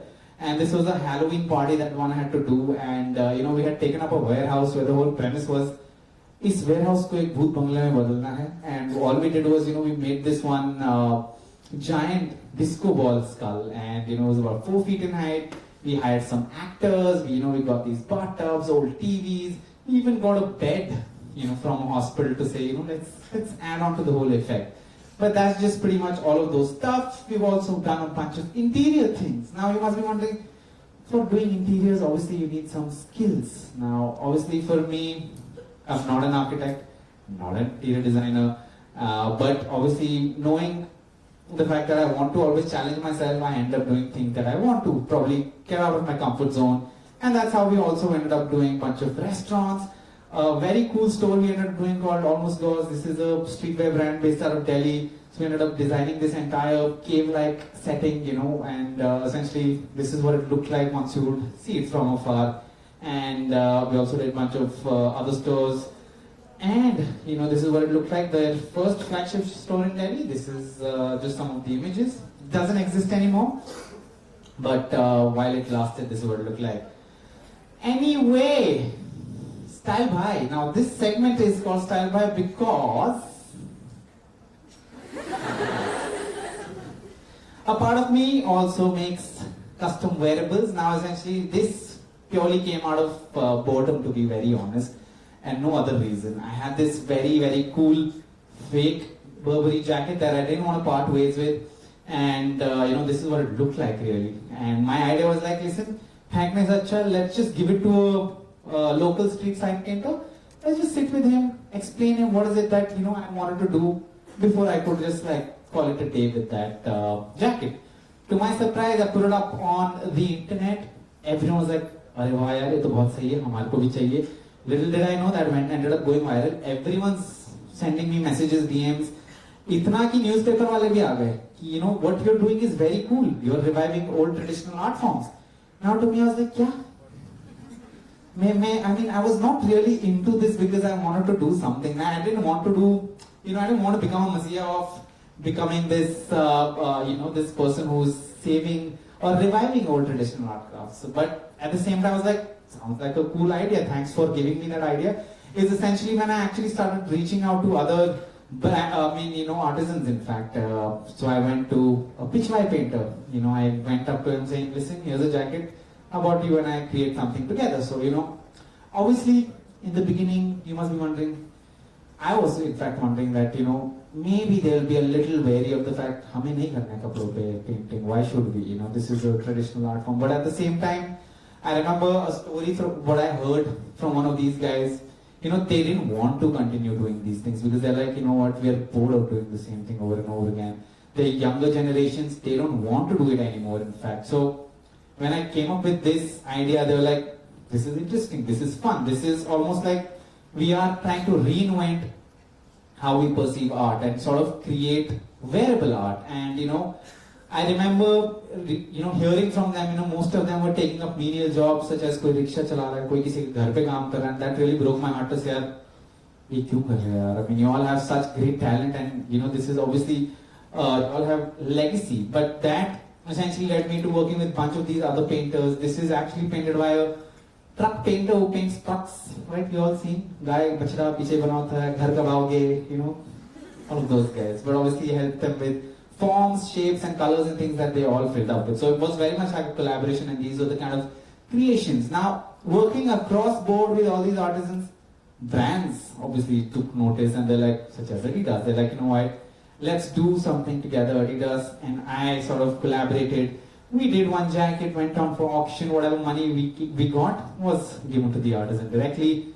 That led to many more such collaborations, such as Rohit Sharma, yes. Obviously, so for his IPL, we got to design his shoes for a great cause that he has, which is, obviously saving the rhino as a cause. There's also plastic-free ocean. Now, this was my foray into slightly, sort of getting into cricket, and little did I know what it would lead me to, right? So this was another edition of what we did for Rohit Sharma. This time we didn't go the painting route. We said, let's embroider on the shoes. Obviously it was a big task because he's an athlete, he has to perform wearing these, right? It's not about just how he looks while playing, right? So essentially, obviously, a lot of R&D went into this, designing this, obviously keeping in mind the cause that he was also with, which also then led me to design a collection, again with, entirely with Rohit Sharma and Adidas itself. So this was a very first time something like this happened in India, where, a designer was given an opportunity to design a collection for Adidas. Why so? Because it's also, if we remember, it's an international brand. All of the designs that come in, they all come in from the headquarters itself, which is in Germany. So for me, I feel like मजा आ गया. ऐसा opportunities और मिलना चाहिए. And ऐसा opportunities और मिला. So obviously I got to work with Ranveer Singh as well, where I could where I had to design one jacket, because he being the brand ambassador, much like Rohit Sharma, I got to also gift one jacket for him, where everything was hand painted, where it said the original, because it's a brand by Adidas as well. And this is something we all came up with for the jacket. So this is again something that was given to him.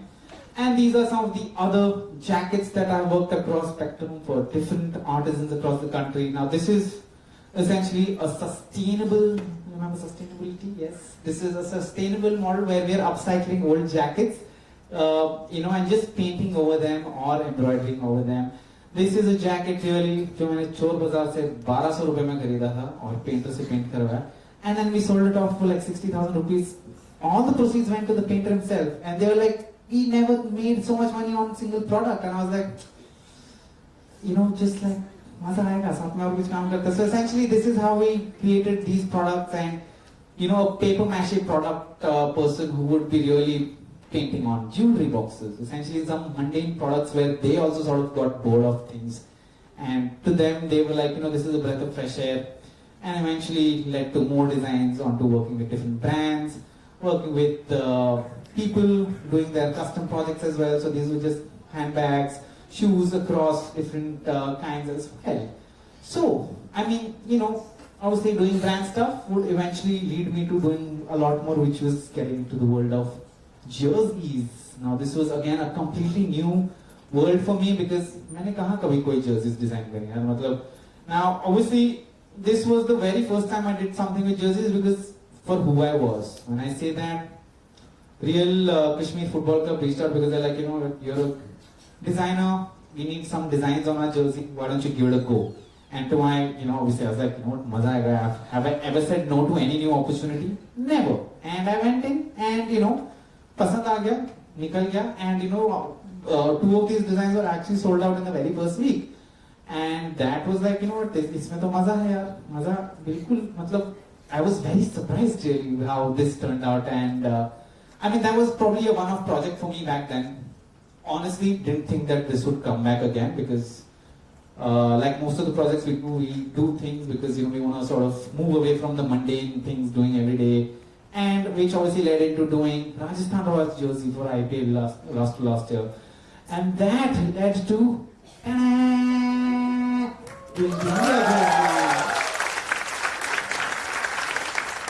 obviously for someone being a self-taught designer, to this kid who grew up in Delhi, no marks, 11th में fail, no college, मतलब गवैया बन गया है बच्चा, बाल कटवा दिए, मतलब इतना struggle, oh. You see those soap stories, you see all these Indian Idol shows, you always see this one, story of this one bachla bacha insan, like, just like sad story, and then there's suddenly this one success story that comes in. This was for me, this was that moment. Not even the Ambanis, because I feel like that was just one project at the end of it. But this, to me, was national pride, really, because you're working with the Indian cricket team. Doesn't get bigger than this, honestly, because as a designer, I always say this to my friends, if I was not a designer, I would have definitely been playing cricket. I remember growing up, I was playing cricket for about 6 hours a day. In school, after school, pretty much by the end of it. Also one reason why I could never make it in studies was also this. Right, so to be able to do this, I was like, yaar, why, maza aa gaya. Very funny story. I was in, this is 2022. December, and I got a call from Adidas.